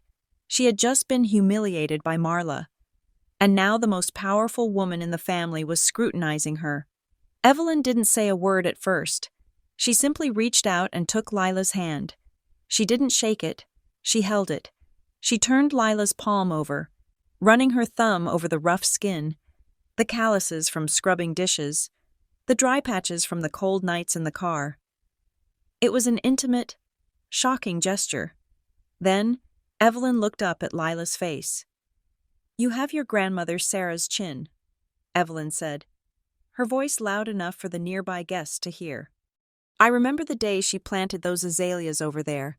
She dug the holes herself because she said the gardener didn't have enough love in his hands. You have hands that work, Lila. Never be ashamed of hands that work. It is the hands that only take that you have to watch out for." Lila let out a breath she had been holding for days. A single tear tracked down her cheek, but she didn't wipe it away. She just nodded. "Thank you, Grandma," Lila whispered. Evelyn gave her hand one last, firm squeeze, a transfer of strength, and then she turned. The warmth evaporated. The winter returned. She pivoted slowly on her heel to face the patio steps. Gordon and Marla were still standing there, caught in the glare of the spotlight like deer who had just realized the car wasn't stopping. "Gordon," Evelyn said. She didn't shout. She didn't use a microphone. She didn't have to. Her voice carried the weight of 50 years of ownership. "Mother," Gordon stammered. He stepped down from the patio, his hands raised in a placating gesture, moving toward her. We didn't expect you. The nurses said you were resting. We didn't want to disturb you." Evelyn didn't move. She waited for him to get within 10 feet, and then she lifted her cane slightly, drawing a line in the air that he dared not cross. "You didn't want to disturb me," she repeated. "Is that why you sent a notary to my cottage at 7 this morning? To ensure my rest?" A murmur rippled through the crowd. Gordon's face turned a mottled shade of crimson. "Mother, please," he hissed, glancing nervously at the bank president standing to his left. "This isn't the time. We have guests. Let's go inside. Let's go into the library and sit down. We can talk about this privately." Evelyn tilted her head, as if he had suggested something absurd, like eating soup with a fork. "Privately?" she asked. "Yes, privately," Gordon urged, reaching for her elbow. "Come on, you are confused. It's the medication." "You are making a scene." Evelyn pulled her arm back sharply, avoiding his touch. "I have noticed." "Gordon," she said, her voice cutting through the humid air like a razor, "that you are very fond of privacy when you are in the wrong. You like to do your business in the dark. You like to sign papers in back rooms. You like to make phone calls where no one can hear you refuse shelter to your own child." The crowd gasped. It was audible this time, a collective intake of breath that sucked the pretense of the party right out of the air. Gordon froze. His eyes darted to me, then back to Evelyn. "I don't know what she told you," he said, his voice tightening with panic. "Natalie is dramatic. She always has been. She exaggerates." "Does she?" Evelyn asked. She took a step forward, closing the distance between them. "Did she exaggerate when you told her she wasn't family?" Gordon opened his mouth, but no sound came out. He looked like a fish on a dock. "Because that is a very specific phrase." "Gordon," Evelyn continued, "you are not family. I want you to explain it to me. I am an old woman. As Marla keeps reminding everyone, maybe I am slow. Explain to me how the girl I watched grow up, the girl whose mother died in one of the bedrooms of this house, ceases to be family because she fell on hard times." Gordon's jaw worked. He was trying to find a spin. He was trying to find the corporate language to sanitize his cruelty. It was a misunderstanding. He stammered, "I meant that she has separated herself from us. She has chosen a different lifestyle. I was trying to set boundaries. Violet needs stability right now. Boundaries." Evelyn echoed. The words sounded ridiculous coming from her mouth. "You set a boundary against a 16-year-old girl sleeping in a Honda Civic?" The sheer brutality of the fact hung in the air. Sleeping in a Honda Civic. I saw Mrs. Holloway cover her mouth with her hand. I saw the bank president frown and take a step away from the patio, distancing himself from the toxicity. Marla saw the tide turning.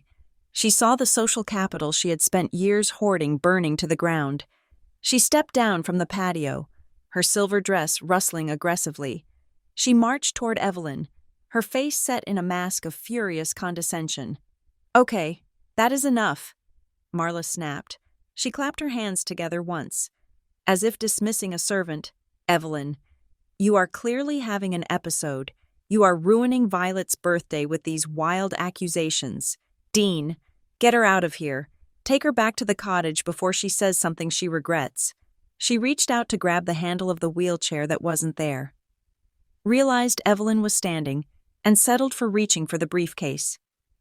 "Give me that," Marla commanded. "You shouldn't be carrying heavy things." Evelyn didn't strike her. She didn't scream. She simply shifted the briefcase to her other hand and looked at Marla with an expression of profound boredom. "Be quiet, Marla," Evelyn said. It was spoken with the tone one uses for a barking dog. "Excuse me?" Marla screeched. "I am the lady of this house. I have planned this entire evening. You are a guest in this house," Evelyn corrected her. Her voice didn't rise, but it hardened into stone. "You have always been a guest. You live here because I allow it. You throw parties here because I tolerate the noise. But do not make the mistake of thinking you own the floorboards you are standing on." Marla's mouth snapped shut. She looked at Gordon for help, but he was staring at his shoes. Evelyn turned back to the crowd. She wasn't just talking to Gordon anymore. She was addressing the jury. "My son seems to be under the impression that ownership is a fluid concept," she announced. "For the past month, he and his wife have been presenting me with documents. They told me these documents were for tax efficiency. They told me they were to protect the estate." She lifted the briefcase. She set it down on a wrought iron garden table next to where Mrs. Holloway was standing. The click of the latch's opening was the loudest sound in the world. Dean stepped forward then. He didn't speak. He just stood next to the table, his hands folded, nodding once to the crowd. His presence confirmed everything. If the lawyer brother was here, this wasn't an old lady's rant, this was legal action. Evelyn pulled out a stack of papers. They were flagged with yellow sticky notes. I decided to read them. Evelyn said, "I know. Shocking. It turns out, these papers were not for taxes. They were a quitclaim deed. They were a transfer of title. They were an authorization to list the Sycamore Ridge property for immediate sale to a developer who plans to demolish the main house and build 12 luxury condos." The gasp this time was accompanied by murmurs of outrage. Demolish? The historic structure? For condos? The crowd was turning. These people loved money, but they loved history and status more. Destroying a landmark for quick cash was gauche. Gordon looked up, sweat streaming down his temples. "Mom, stop," he begged. "It's a market correction. We were going to discuss it with you. We were going to set you up in the finest facility in the state." "Facility," Evelyn said. The word tasted like poison. "You were going to put me in a home and sell my life out from under me, and you were going to do it by tricking me into signing my own eviction notice." She reached into the briefcase again. This time, she pulled out a single, thick document bound in blue paper. It had a gold seal on the front. "But you forgot something." "Gordon," she said, "you forgot that I don't just sign things. I write things." She held the blue document up. "This is the original trust deed from 1998, she declared. "I brought the certified copy from the safe deposit box today. Dean has verified it. It states, quite clearly, that the residency of any family member on this property is at the sole discretion of the trustee." She paused, letting the legal weight of the words sink in. "I am the trustee," she said. She looked at Gordon, and for a moment, I saw a flicker of genuine sadness in her eyes. It was the look of a mother who realizes she has raised a stranger. "You told my granddaughter she wasn't family because she had no money," Evelyn said softly. "You judged her worth by her bank account. So, let's talk about yours." She dropped the blue document onto the table with a thud. "You don't have any," she said. "You don't own this house. You don't own the land. You don't own the cars in the garage, which are leased through the company. You have been living on my generosity for 20 years. Gordon, and tonight, you bit the hand that fed you." Marla let out a sob, a sharp, strangled sound. She realized it was over. The illusion of the wealthy power couple was shattered. They weren't tycoons. They were dependents, and they were dependents who had just been caught trying to rob the bank. Evelyn picked up the briefcase again. She closed the latches. "I am done talking about this in the dark," she said.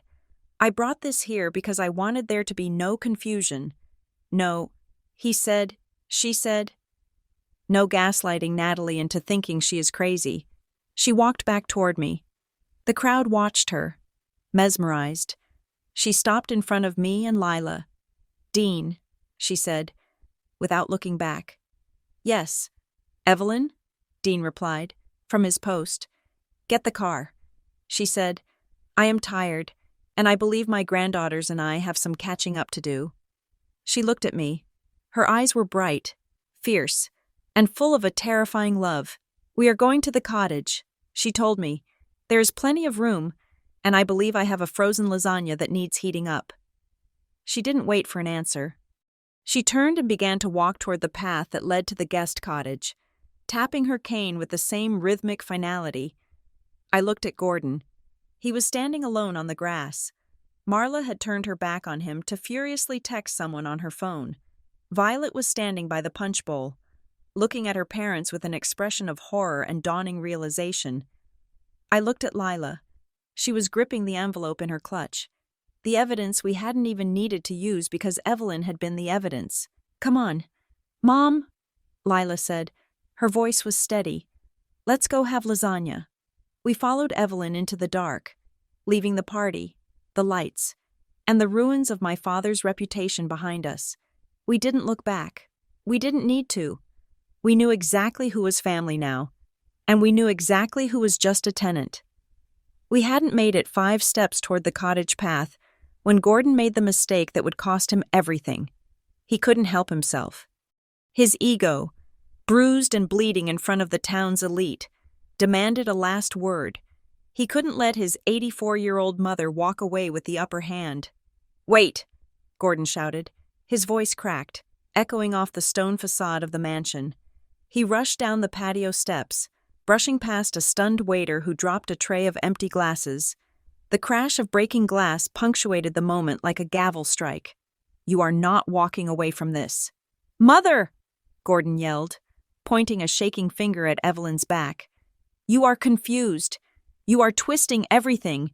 You can't just come in here, make a scene, and leave." Evelyn stopped. She didn't stumble. She didn't flinch. She simply stopped moving. I felt Lila stiffen beside me. I gripped her hand, pulling her slightly behind me, shielding her from the blast radius. Evelyn turned around slowly. The look on her face wasn't anger anymore. It was something far worse. It was total, absolute resolve. "I am not walking away." "Gordon," she said, her voice deceptively calm. "I was trying to spare you. I was trying to let you keep a shred of dignity by taking this conversation indoors. But if you want to have it here, amidst the shrimp cocktails and the broken glass fine," she walked back to the wrought iron table where she had placed the briefcase earlier. She signaled to Dean. "Open it," she commanded. Dean stepped forward and unsnapped the brass latches of the battered leather case. He flipped the lid open. Inside, illuminated by the garden spotlights, sat neat stacks of paperwork. "Gordon," Evelyn said, her voice projecting to the back of the garden, "you just told these people that I am confused. You told them I am senile. You implied that I don't know who owns this house." She reached into the case and pulled out a document stamped with the official seal of the county clerk. "This is the deed of trust for the Sycamore Ridge estate," she announced. She held it up. The paper rustled in the evening breeze. "Dean," she said, "read the property owner line for the audience, please." Dean took the paper. He adjusted his glasses and read in a loud, clear courtroom voice. "Property owner, the Evelyn Bennett Revocable Family Trust. Trustee, Evelyn Bennett." Evelyn nodded and read the section regarding the current resident. Gordon Bennett. Dean flipped the page. "Resident status, tenant at will." Dean read, "Rights of residency are granted solely by the trustee and may be revoked with 30 days written notice. The resident holds no equity, no title, and no authority to encumber the property." Evelyn took the paper back and slapped it down on the table. "Did you hear that?" "Gordon?" she asked. "Tenant at will? That means you are a guest. You live here because I let you live here. You drive those cars because I pay the lease. You are not a self-made man. You are a 58-year-old allowance recipient." The crowd didn't just gasp. They whispered. I saw heads leaning together. I saw the bank president pull out his phone, likely checking the bank's exposure to Gordon's assets. Gordon's face went from red to a ghostly, sickly white. "Mom, this is technicalities," he wheezed, trying to laugh it off. But the sound was strangled. "It is a family structure. It is for tax purposes. Everyone knows it is my house." "Do they?" Evelyn asked. She reached into the briefcase again. This time, she pulled out a single sheet of paper that looked newer than the others. It had a red stamp on it. "Then explain this," she said. She held the paper out toward him, but he refused to take it. "This is a transfer of deed application, filed 3 days ago at the county recorder's office," she said. "It attempts to transfer the Sycamore Ridge title from the trust to Gordon Bennett, specifically for the purpose of securing a $3 million equity line of credit." The crowd went silent. "Borrowing $3 million against a house you don't own?" "That wasn't a misunderstanding. That was fraud." Dean stepped in then, his voice cutting through the tension like a knife. "And the reason it has that red stamp," Dean added, looking directly at the real estate agent in the crowd, "is because the signature of the trustee, Evelyn, was flagged as a forgery. The notary you used. Gordon? He isn't licensed in this state anymore. The clerk rejected it. A forgery." The word hung in the air, toxic and heavy. Gordon looked like he was going to vomit. He looked at Marla, desperate for a lifeline, for an excuse, for anything. Marla saw the walls closing in, She saw her social standing evaporating into mist. She did the only thing she knew how to do. She attacked the victim. She lunged forward, her silver dress flashing. "Oh, stop it!" Marla shrieked. Her voice was shrill, losing all its cultivated elegance. "This is ridiculous. You are letting them manipulate you. Evelyn, look at them." She pointed a manicured finger at me and Lila. "Look at Natalie," Marla yelled. "Look at that dress. It's 20 years old. She is broke. Evelyn, she is living in her car. She dragged her daughter here tonight not to celebrate Violet, but to beg. She is here to guilt you into giving her money. She is a leech." I felt the shame rise up my neck, hot and stinging. Hundreds of eyes turned to me. I wanted to shrink. I wanted to run. But then I felt Lila's hand. She wasn't squeezing mine anymore. She was holding it steady. Evelyn didn't even look at Marla. She looked at the crowd. "She is right about one thing," Evelyn said. Her voice was quiet, but it carried a terrifying power. "Natalie is broke. She has been sleeping in her car." Marla smirked, thinking she had scored a point, "but she isn't here to beg." Evelyn continued, "She is here because I called her. And do you know why I called her?" Evelyn turned to look at her son. "Because I was ashamed," she said. The words hit Gordon like physical blows. I was ashamed that I raised a son who would let his own child sleep in a parking lot while he threw a party that cost $50,000. Evelyn said, "I was ashamed that the man who lives in my house, rent-free, told his daughter she wasn't family because she had bad luck." Evelyn walked over to me. She put her arm around my shoulders. The silk of her suit brushed against my arm. "They didn't come here to ask for the house." "Marla," Evelyn said coldly, "they came here because I wanted to remind you who the house actually belongs to, and it isn't the people who forged signatures to steal it." Suddenly, there was a movement from the side. Violet walked forward. She looked different. The confusion was gone, replaced by a dawning, horrified realization. She looked at Gordon, then she looked at me. "Dad?" Violet asked. Her voice was small, trembling. Gordon didn't answer. He couldn't. "You told me Natalie was a cousin," Violet said. The silence that followed was deafening. "You told me she was Mom's distant cousin from Ohio." Violet continued, her voice gaining strength. "You said she was troubled, and that we shouldn't talk to her. You never told me." She looked at me, her eyes wide, searching my face for the resemblance she had been trained not to see. "You are my sister?" she asked. I nodded, tears pricking my eyes. "Yes, Vi, I am your sister." Violet looked at Gordon, and the betrayal on her face was more damaging than any legal document. "You lied to me," she whispered. "You lied about everything." "Violet, honey, it's complicated," Gordon stammered, reaching for her. "Don't touch me!" Violet screamed. Stepping back, Gordon flinched. He looked around the garden, his eyes wild. He realized he was losing control of the narrative. He realized the audience was turning on him. "Mom, please," Gordon hissed at Evelyn, his voice dropping to a desperate whisper. "Not here, not in front of the neighbors. Let's go inside. We can fix this. I can explain. Just stop talking, please." Evelyn looked at him. She looked at the son she had protected for too long. "You want privacy now?" she asked. "Yes," Gordon begged. "For God's sake, have some decency." Evelyn laughed. It was a dry, humorless sound. "Decency?" she asked. "You want decency? Where was the decency when you told Natalie she wasn't family? Where was the decency when you tried to sell my home while I was still sleeping in it?" She leaned in close to him, but she spoke loud enough for the microphone on the patio to pick up her voice. "When you humiliate people in public. Gordon, you don't get to ask for a private trial," she said. "You chose this stage. You invited the audience. Now you have to finish the show." And then, the sound began. It started with a soft beep, then another, then the visual shift happened. I looked around the garden, the guests, the bank president, the neighbors, the real estate agents, were not just watching anymore. They were holding up their phones, Dozens of small, glowing screens were pointed at the patio.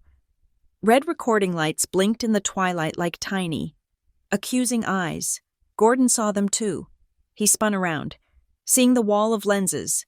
"Put those away," he shouted, his voice cracking with panic. "This is a private party. No filming." But it was too late. The feed was live. The story of the self-made mogul evicting his own mother and daughter was already beaming out to the world. The party had transformed from a birthday celebration into a moral tribunal, and the verdict was being live-streamed.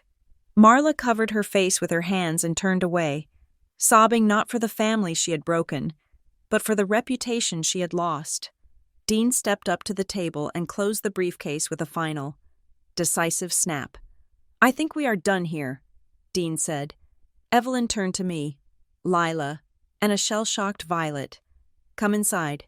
Girls," she said, "I believe the lasagna is ready. And I think we have a lot to talk about." She didn't invite Gordon. She didn't invite Marla. We turned our backs on the cameras and the flashing lights. As we walked toward the cottage, I heard the bank president's voice rising above the murmur of the crowd. "Gordon, I'm going to need to see you in my office on Monday morning. First thing." I squeezed Lila's hand. We kept walking. For the first time in my life, the sound of my father's world collapsing behind me didn't make me afraid. It sounded like justice. The heavy oak front door of the main house clicked shut, cutting off the murmur of the garden party and the frantic clicking of camera shutters. Inside, the foyer was cool and smelled of beeswax and lilies. It was a smell I remembered from my childhood, a scent that used to mean safety before it started to mean exclusion. We stood there for a moment. Me, Lila, Evelyn, and Dean, caught in the strange, suspended animation that follows a bomb going off. My ears were ringing. My adrenaline was crashing, leaving behind a bone-deep exhaustion. Grandma Evelyn did not pause to revel in her victory. She adjusted her grip on her cane and pointed toward the east wing of the house. "The guest suite on the first floor is prepared," she said. "The linens are fresh. The bathroom is stocked. Go," before I could move. The library door swung open. Marla stormed out. Her silver dress was disheveled, and her face was a map of smeared mascara and panic. She stopped when she saw us, her eyes darting to the hallway Evelyn was pointing toward. "No," Marla snapped. Her voice was raspy, stripped of its usual sugar coating. "Absolutely not. That is the premium guest suite. I am saving that for the senator's wife when she visits next month. They can't stay there." Evelyn turned to look at her daughter-in-law. She didn't look angry. She looked tired. "The senator's wife has a home." "Marla," Evelyn said calmly, "my granddaughter and great-granddaughter do not." "It will disrupt the flow of the house," Marla argued, her voice rising to a shriek. "Violet uses that study area for her cello practice. You are ruining the energy of this home." Evelyn took a step closer to Marla. The sound of her cane hitting the marble floor was like a gunshot. "The energy of this home was ruined the moment you decided a child sleeping in a car was acceptable collateral damage for your lifestyle," Evelyn said. Marla opened her mouth to argue, but Evelyn cut her off. "Violet has a bedroom. She has a playroom. She has a studio. One room is enough for any child. But dignity? Dignity is something you cannot ration. Lila is taking the room. If you have a problem with it, you are welcome to sleep in the garage. I hear it is very spacious." Marla turned a shade of purple I had never seen before. She looked at Dean, hoping for an ally, but Dean just stared back at her with a flat, unimpressed expression. Defeated, Marla spun on her heel and marched up the stairs, slamming a bedroom door hard enough to shake the chandelier. "Go," Evelyn repeated to us. "Softer this time. Wash your faces. Breath." I took Lila's hand and led her down the hallway. The guest suite was exactly as I remembered it. High ceilings, cream-colored walls, and a massive four-poster bed. But the most beautiful thing in the room wasn't the art or the silk curtains. It was the bathroom. I turned on the shower. The water came out hot and steaming instantly. No waiting, no shivering. "You go first," I told Lila. "Take your time." While she showered, I walked to the window. The curtains were drawn, but I pulled one back just an inch to look out at the driveway. The party was disintegrating. I watched the guests leaving in a steady stream. They weren't lingering to say goodbye to the hosts. They were rushing to the valet stand. Heads down, phones out. I saw Gordon standing near the fountain. He was holding a glass, looking around for someone, anyone, to talk to. He stepped toward a couple I recognized as old family friends, the Millers. He raised a hand in greeting. Mr. Miller didn't wave back. He took his wife's elbow and steered her sharply to the left, bypassing my father completely. Gordon lowered his hand. He stood alone in the center of his own lawn, a king without a court. The silence around him was louder than the music had been. For years, he had traded on the image of the perfect family man. Tonight, that currency had been devalued to zero. I let the curtain fall. I didn't feel triumphant. I just felt sad. The bathroom door opened, and Lila stepped out. She was wearing a plush white robe she had found in the closet. Her hair was wet and combed back. She looked scrubbed clean. The grime of the parking lot finally washed away. She walked over to the corner of the room where a mahogany writing desk stood. It was a beautiful piece of furniture, polished and sturdy. She pulled out the chair and sat down. She ran her hands over the smooth wood surface. She picked up a heavy crystal paperweight and set it down. Then, she put her head in her hands and started to sob. It wasn't a loud cry. It was a silent, shaking release. I rushed over and knelt beside her, wrapping my arms around her waist. "Honey, it's okay," I whispered. "We are safe. We are inside. That's why I'm crying," she choked out. She lifted her head, her eyes red and raw. "Mom, I forgot." "Forgot what?" "I forgot what it felt like to not be afraid," she said. "I have been holding my breath for so long. I forgot that chairs could be comfortable. I forgot that doors could lock." She gripped the edge of the desk until her knuckles turned white. "I can do my homework here," she whispered. "I can actually open my textbook and not worry about the battery on the dome light dying." I buried my face in her shoulder, letting my own tears fall. We had survived. We had crawled through the mud and made it to the shore. A soft knock on the door made us both jump. I stood up, wiping my face. "Come in." The door opened and Violet peeked in. She was still wearing her lavender gown, but she looked like a child playing dress-up now. Her face was pale, her eyes wide and frightened. "Can I come in?" she asked. "Of course," I said. Violet stepped inside and closed the door. She looked at Lila, then at me. She seemed to be trying to reconcile the sister she had been told about, the distant, troubled failure, with the woman standing in front of her. "I didn't know." Violet said. Her voice was trembling. "I swear, Natalie, I didn't know you were homeless. Dad told me you were on a business trip. He said you were busy." "I know." "Vi," I said gentle. "It's not your fault." Violet shook her head. "But it is. I am living in this house. I am having parties. And you were out there." She looked at Lila. "I am sorry about what my mom said," Violet whispered. "About the dishwasher thing. I think it is cool that you have a job. I have never had a job. I don't even know how to fill out an application." Lila managed a small, watery smile. "I can teach you. It is mostly just lying about being a people person." Violet let out a wet laugh. She walked over and sat on the edge of the bed. "Who are we?" she asked, looking at the floor. "If everything Dad said was a lie, then who are we? He told me we were the perfect family. He told me Grandpa built this legacy, but Grandma owns it? And he is just a tenant? He is still your dad." "Violet," I said, sitting next to her. "And he loves you. He just loves himself a little bit more right now." Violet looked up at me. "I don't want to be part of a lie," she said fiercely. "I don't want to be the girl in the tower who doesn't know her sister is starving at the gate. I want to know you, Natalie, the real you, not the version he invented." "We have time," I said. "We have plenty of time now." Just then, my phone buzzed on the nightstand. I picked it up, expecting a spam call or maybe a creditor. It was an email notification, but the sender name made my heart stop. It wasn't a creditor. It was Strickland Distribution, bankruptcy trustee. I opened it. Dear Ms. Bennett, regarding your claim for unpaid wages and severance, the initial asset liquidation has been approved. Your back pay of $4,200 has been processed and should hit your account within 24 hours.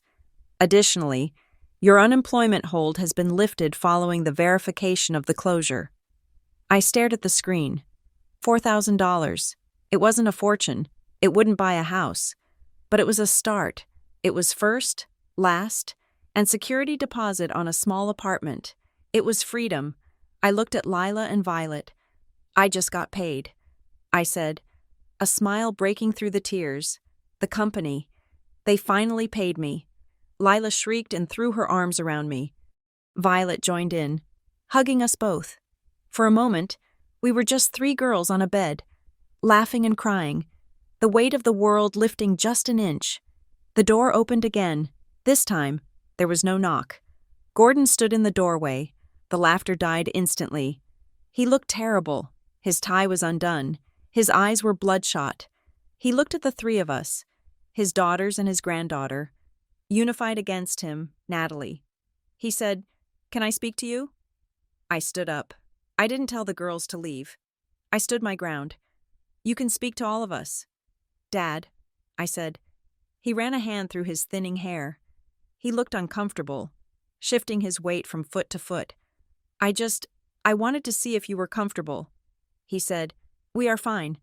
I said, "Look, tonight got out of hand," he said, his voice taking on that wheedling, salesman tone I hated. "Mom is well. You know how she gets.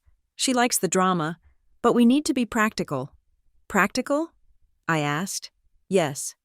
Obviously, you can't stay here forever. It is going to be awkward, but I'm willing to help." He reached into his pocket and pulled out a checkbook. "How much do you need?" he asked. "To get a place, to get set up. 5,000? 10? I can write it right now. We can call it a loan or a gift, whatever makes you feel better. Just tell me what you want." I looked at the checkbook. A week ago, I would have fallen on my knees for that money. A week ago, that check would have saved me. But tonight, looking at him, I realized he wasn't offering me help. He was offering me hush money. He wanted to buy my silence. He wanted to buy my absence. He wanted to write a check so he could go back to pretending I didn't exist. "I don't want your money." "Dad," I said. Gordon blinked. "Everyone wants money." "Natalie, don't be a martyr. You have a kid to feed." "I have money," I said, holding up my phone. My back pay came through, and more importantly, I have a family, a real one. I stepped closer to him. "You asked me what I want? I want an apology, a real one. Not for me, for Lila. I want you to look your granddaughter in the eye and apologize for telling her she wasn't worth a guest room." Gordon looked at Lila. Lila stared back, her chin high. He couldn't do it. I watched the struggle in his face. His ego was a wall too high to climb. I was under a lot of stress. "Lila," he muttered, looking at the wall. It wasn't personal. It felt personal. Lila said coldly. Gordon flinched. He shoved the checkbook back into his pocket. "Fine," he snapped. "Be that way. I'm trying to help. When you are ready to be reasonable, let me know." He turned to leave. "Gordon," I called out. He stopped. "Dean is here," I said. "He's in the kitchen with Evelyn." "So?" Gordon sneered. "My loser brother is enjoying the show. Good for him." Dean walked into the hallway then. He was holding a file folder. His face was grim. "I am not just enjoying the show." "Gordon," Dean said, "I am documenting it." Dean walked past Gordon and handed the file to me. "Open it, Natalie," Dean said. I opened the folder. Inside was a printout of an email chain. The timestamp was from 2 weeks ago. It was an email from Gordon to Marcus Thorne, the luxury real estate broker. Subject: Sycamore Ridge listing. Confidential. Marcus. Per our discussion, we are ready to move forward. The title transfer is pending but imminent. I expect the paperwork to clear by the 15th. We want to list at 6.5 million. Cash buyers only. We need a quick close. Marla has already identified the condo in Miami. I looked up at Gordon. You were selling it. I said, you weren't just borrowing against it. You were selling it. You were going to sell Grandma's house while she was still living in the cottage. Gordon's face went gray. It was a contingency plan, he shouted, in case she passed away. She is 84. We have to plan for the future. She is alive, Dean roared. For the first time, the calm lawyer facade cracked. She is alive, Gordon, and you were treating her like an expired asset. Dean turned to me. There is more, Dean said. I checked the metadata on the transfer application, the one with the forged signature. It was created on Marla's laptop, but the email sending it to the notary, it came from Gordon's account. They were in it together, a partnership of greed. Gordon backed away. He looked at Violet, who was covering her mouth with her hand, tears streaming down her face. It's not what it looks like, Gordon whispered to her. It looks like you are a thief, Violet said. Gordon turned and fled. He ran down the hallway, disappearing into the master wing of the house. Evelyn appeared in the hallway. She had been listening. She looked at the open file in my hand. 6.5 million, she mused. They undervalued it. The landscaping alone is worth $1 million. She walked over to us. She looked at the email. She looked at Dean. Is this enough? She asked him. It is more than enough, Dean said. It is intent to defraud. It is elder abuse. It is grand larceny if they had succeeded. Evelyn nodded. She looked at me. I told you I was ashamed, she said. Now, I am resolved. She reached out and closed the file folder in my hand. Get some sleep, she told us. Tomorrow is Sunday. We rest. But on Monday, she paused, and a look of cold, hard steel entered her eyes. On Monday, I am calling a family meeting. Everyone will be there. You, Lila, Violet, Dean, and them. What are you going to do? I asked. I am going to finish what I started in the garden. Evelyn said, I am going to clean house, and this time, I am not using a broom. I am using a wrecking ball. She turned and walked back toward the kitchen, her cane tapping a steady rhythm on the floor. I looked at Dean. Is she going to kick them out? I asked. Dean smiled, a slow, shark-like smile. Natalie, he said, kicking them out is the easy part. I think she is planning something much more permanent. She is going to rewrite the legacy, and she is going to make sure that the word family never gets misused in this house again. He patted my shoulder. Sleep tight, kid. You have a big day on Monday. He left. I went back into the room and locked the door. I checked it twice. Lila was already in bed, curled up under the duvet. Violet was sitting in the armchair, wrapped in a blanket, refusing to go back to her parents. Can I sleep here? Violet asked. There is plenty of room. I said. I climbed into the big bed next to Lila. I pulled the covers up to my chin. The sheets smelled of lavender. The house was quiet. But it was the silence of a held breath. The storm wasn't over.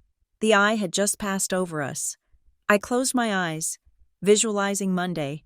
I visualized my father's face. I visualized the justice that was coming, slow and heavy like a freight train. You're not family, he had said. He was right. I wasn't his family. I was his reckoning. Monday morning arrived with a sky the color of bruised slate. The air inside the Sycamore Ridge estate was still, stripped of the party chatter and the clinking of champagne glasses from 2 nights prior.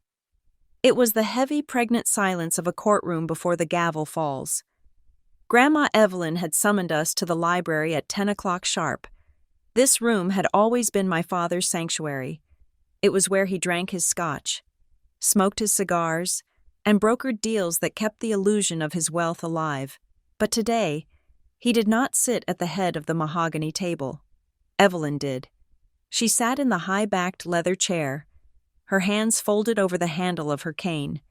To her right sat Uncle Dean, a stack of legal files arranged neatly before him. To her left sat me, Lila, and Violet, Gordon and Marla sat on the opposite side, facing us. They looked like defendants. Gordon was wearing a suit, but his tie was crooked, a subtle crack in his armor.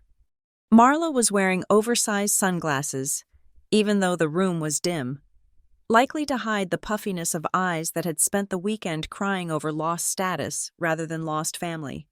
Evelyn did not waste time with pleasantries. She did not offer coffee. She did not ask about the weather. We are here to correct the record. Evelyn began. Her voice was not loud, but it filled the room, bouncing off the shelves of unread books. For too long, this family has operated on a foundation of lies. I allowed it because I thought I was keeping the peace. I see now that I was merely feeding a parasite. She signaled to Dean. Dean opened the first file. As of 9 o'clock this morning, Dean announced, his voice flat and professional, I have filed a motion with the county court to permanently freeze any and all transfer attempts regarding the Sycamore Ridge title.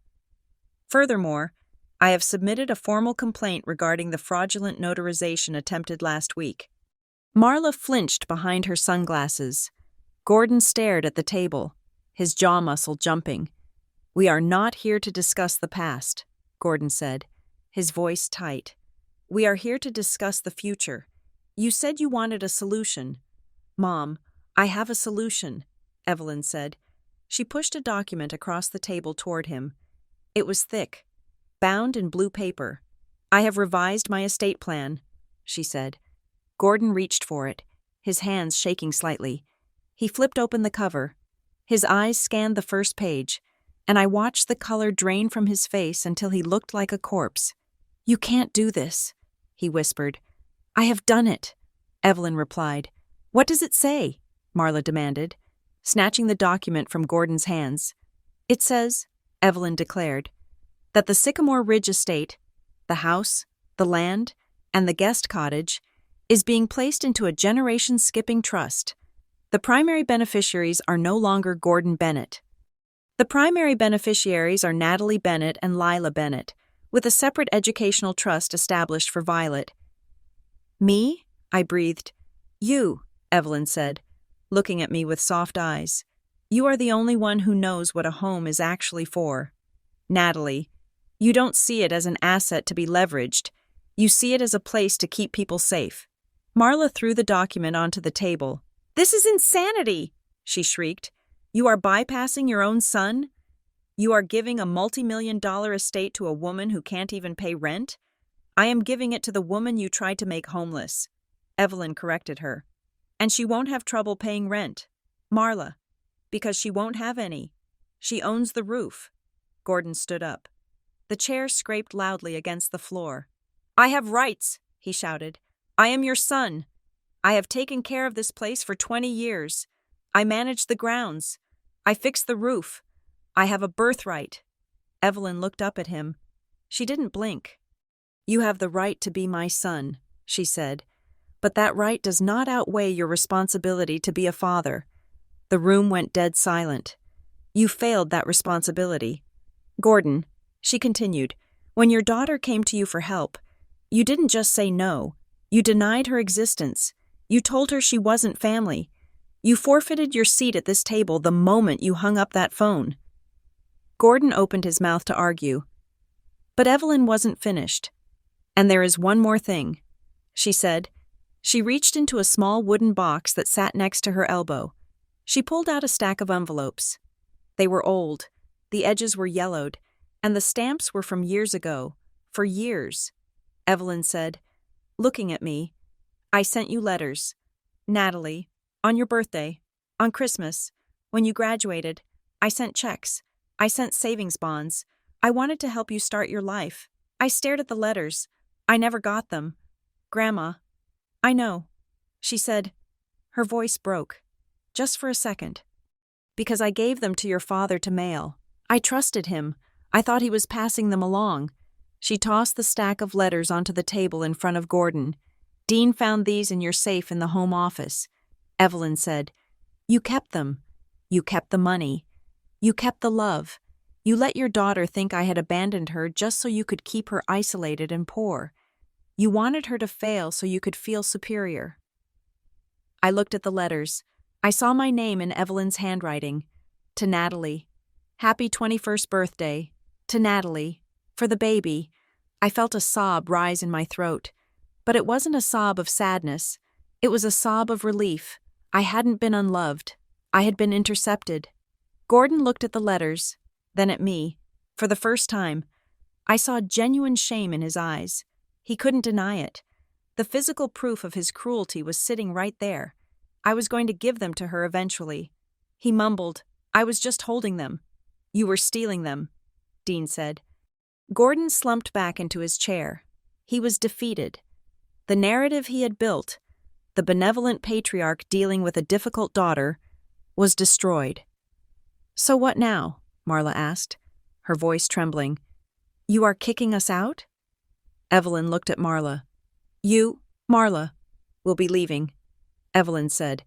Dean has prepared the separation agreement. You have 48 hours to vacate the premises. You can take your personal effects, but nothing that belongs to the house. No art, no silver. Marla looked at Gordon, waiting for him to defend her. He didn't look up. And Gordon? Evelyn said.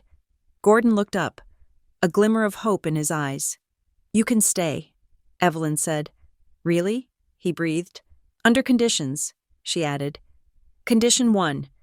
You relinquish all control over the estate management to Natalie. Condition 2. You will issue a formal written apology to Lila and Natalie. Condition 3. You will attend family therapy with Violet. If she agrees to see you, Gordon straightened his tie. He looked like he was calculating. He thought he could handle this. He thought he could charm his way back in. I can do that, he said. We can make that work. I haven't finished. Evelyn said. There is a final condition. You will live in the guest cottage. You will not live in the main house. The main house belongs to Natalie and the girls now. You will be the tenant. You will experience what it feels like to live on someone else's generosity. Gordon's face twisted. The guest cottage? The one where he had stashed his mother? I can't live in the cottage, he scoffed. It's tiny. What will people think? Evelyn shrugged. They will think you are lucky to have a roof over your head, she said, which is more than you offered your daughter. Gordon looked at me. He looked at the house around him, the status symbol he loved more than his own blood. He couldn't do it. He couldn't accept the humiliation of being a guest in his former kingdom. No, he said. He stood up again. I won't do it. I am Gordon Bennett. I am not living in a shack in the backyard. Then you leave, Evelyn said simply. Gordon looked at Marla. She was already mentally packing her bags, calculating what she could steal before the 48 hours were up. Come on. Violet, Marla said. Standing up, we are leaving. We are going to a hotel. Violet didn't move. She sat with her hands clasped on the table, staring at the wood grain. Violet. Marla snapped. Get up. No, Violet said. Marla froze. Excuse me? I am not going with you, Violet said. She looked up. Her eyes were red, but her voice was steady. I am staying here. Grandma said I have a trust. I have a room. You are a minor, Marla yelled. You have to come with me. Dean cleared his throat. Actually, Marla, in this state, at 17, Violet can petition for emancipation or choose her custodial guardian if the home environment is unstable. Given the events of the weekend, I think a judge would agree that unstable is an understatement. Violet looked at me. Can I stay with you? Natalie? I reached across the table and took her hand, always. I said, Gordon looked at his fractured family. His wife was leaving him. His mother had fired him. His daughters had united against him. He had nothing left but his pride. Fine, Gordon spat. Stay. See how long you last without me. You will run this place into the ground in 6 months. You don't know how the real world works. He turned to me, his eyes full of venom. You think you won? Natalie? You think you are family now? You are just a charity case who got lucky. I looked at him. I stood up slowly. I wasn't afraid of him anymore. He wasn't a giant. He was just a small, bitter man in an expensive suit. You are wrong. Dad, I said, I didn't get lucky. I survived. And as for family? I looked at Lila, who was holding Violet's hand. I looked at Evelyn, who was watching me with pride. I looked at Dean, who had my back. I don't need you to tell me I'm family. I said, I know who I am. I am the one who stayed. You are the one who is leaving. Gordon stared at me for a long second. Then, he sneered, turned on his heel, and walked out of the library. We heard his heavy footsteps crossing the foyer. We heard the front door open, and then, we heard it slam. The sound echoed through the house, a final, thunderous period at the end of a long, painful sentence. Marla followed him a moment later, her heels clicking rapidly as she rushed to salvage whatever she could from her room. The library was quiet. Evelyn let out a long sigh and slumped slightly in her chair. She looked suddenly very old, but very peaceful. Is he gone? Lila asked. Yes, Evelyn said. He is gone. Lila stood up. She walked over to the window and looked out. He is getting in his car, she reported. He is driving away. Let him go, I said. We spent the rest of the day in a strange, quiet blur. Marla left that afternoon, her car loaded with suitcases. The house felt huge and empty without them. But it also felt clean. The air felt lighter. That evening, I walked into the room that used to be the formal sitting room. I had decided to make it our family room. Lila was sitting at the table, her chemistry book open. She wasn't hiding snacks in her backpack anymore. She was eating an apple from a bowl on the table, studying in the warm glow of a lamp. Violet was on the sofa, reading a book. She looked up when I entered and smiled. It was a shy smile, but it was real. I was holding a picture frame in my hand. It was an old black and white photo of my mother, laughing, holding me when I was a baby. I had kept it in the glove compartment of my car for months, my only anchor. I walked over to the fireplace mantel. It had been bare, stripped of personality by Marla's minimalist decor. I placed the photo in the center of the mantel. Lila looked up from her homework. That looks good there. Mom, she said. It does. Violet agreed. I stood back and looked at it. My mother was back in the house. I was back in the house. We weren't hiding anymore. I walked over and kissed Lila on the top of her head. Homework done? I asked. Almost, she said. I looked at the window. Outside. The sun was setting over the Sycamore Ridge estate. It was beautiful. And for the first time in my life, I knew that no one was going to come and kick us out. I sat down in the armchair next to Violet. I closed my eyes. I listened to the sound of the page turning in Lila's book. I listened to the hum of the refrigerator from the kitchen. I listened to the quiet breathing of my sister and my daughter. Gordon was right about one thing. He said I wasn't his family, and he was right. Because family isn't the people who hurt you. Family is the people who help you heal. And as I drifted off to sleep in the safety of a room that was finally, truly mine, I knew that we were going to be just fine. Thank you so much for listening to this story. It has been an emotional journey for Natalie and Lila, and I hope their victory brought you as much satisfaction as it brought me. I would love to know where you are listening from today. Are you tuning in from the busy streets of New York, the quiet countryside of England, or somewhere halfway across the world? Please let me know in the comments below. I read every single one, and if you enjoyed this story and want to hear more revenge dramas where justice is served cold, please make sure to subscribe to the channel Lily Revenge Stories. Hit that like button and smash the hype button to help this video reach more people who need a little victory in their day. See you in the next story.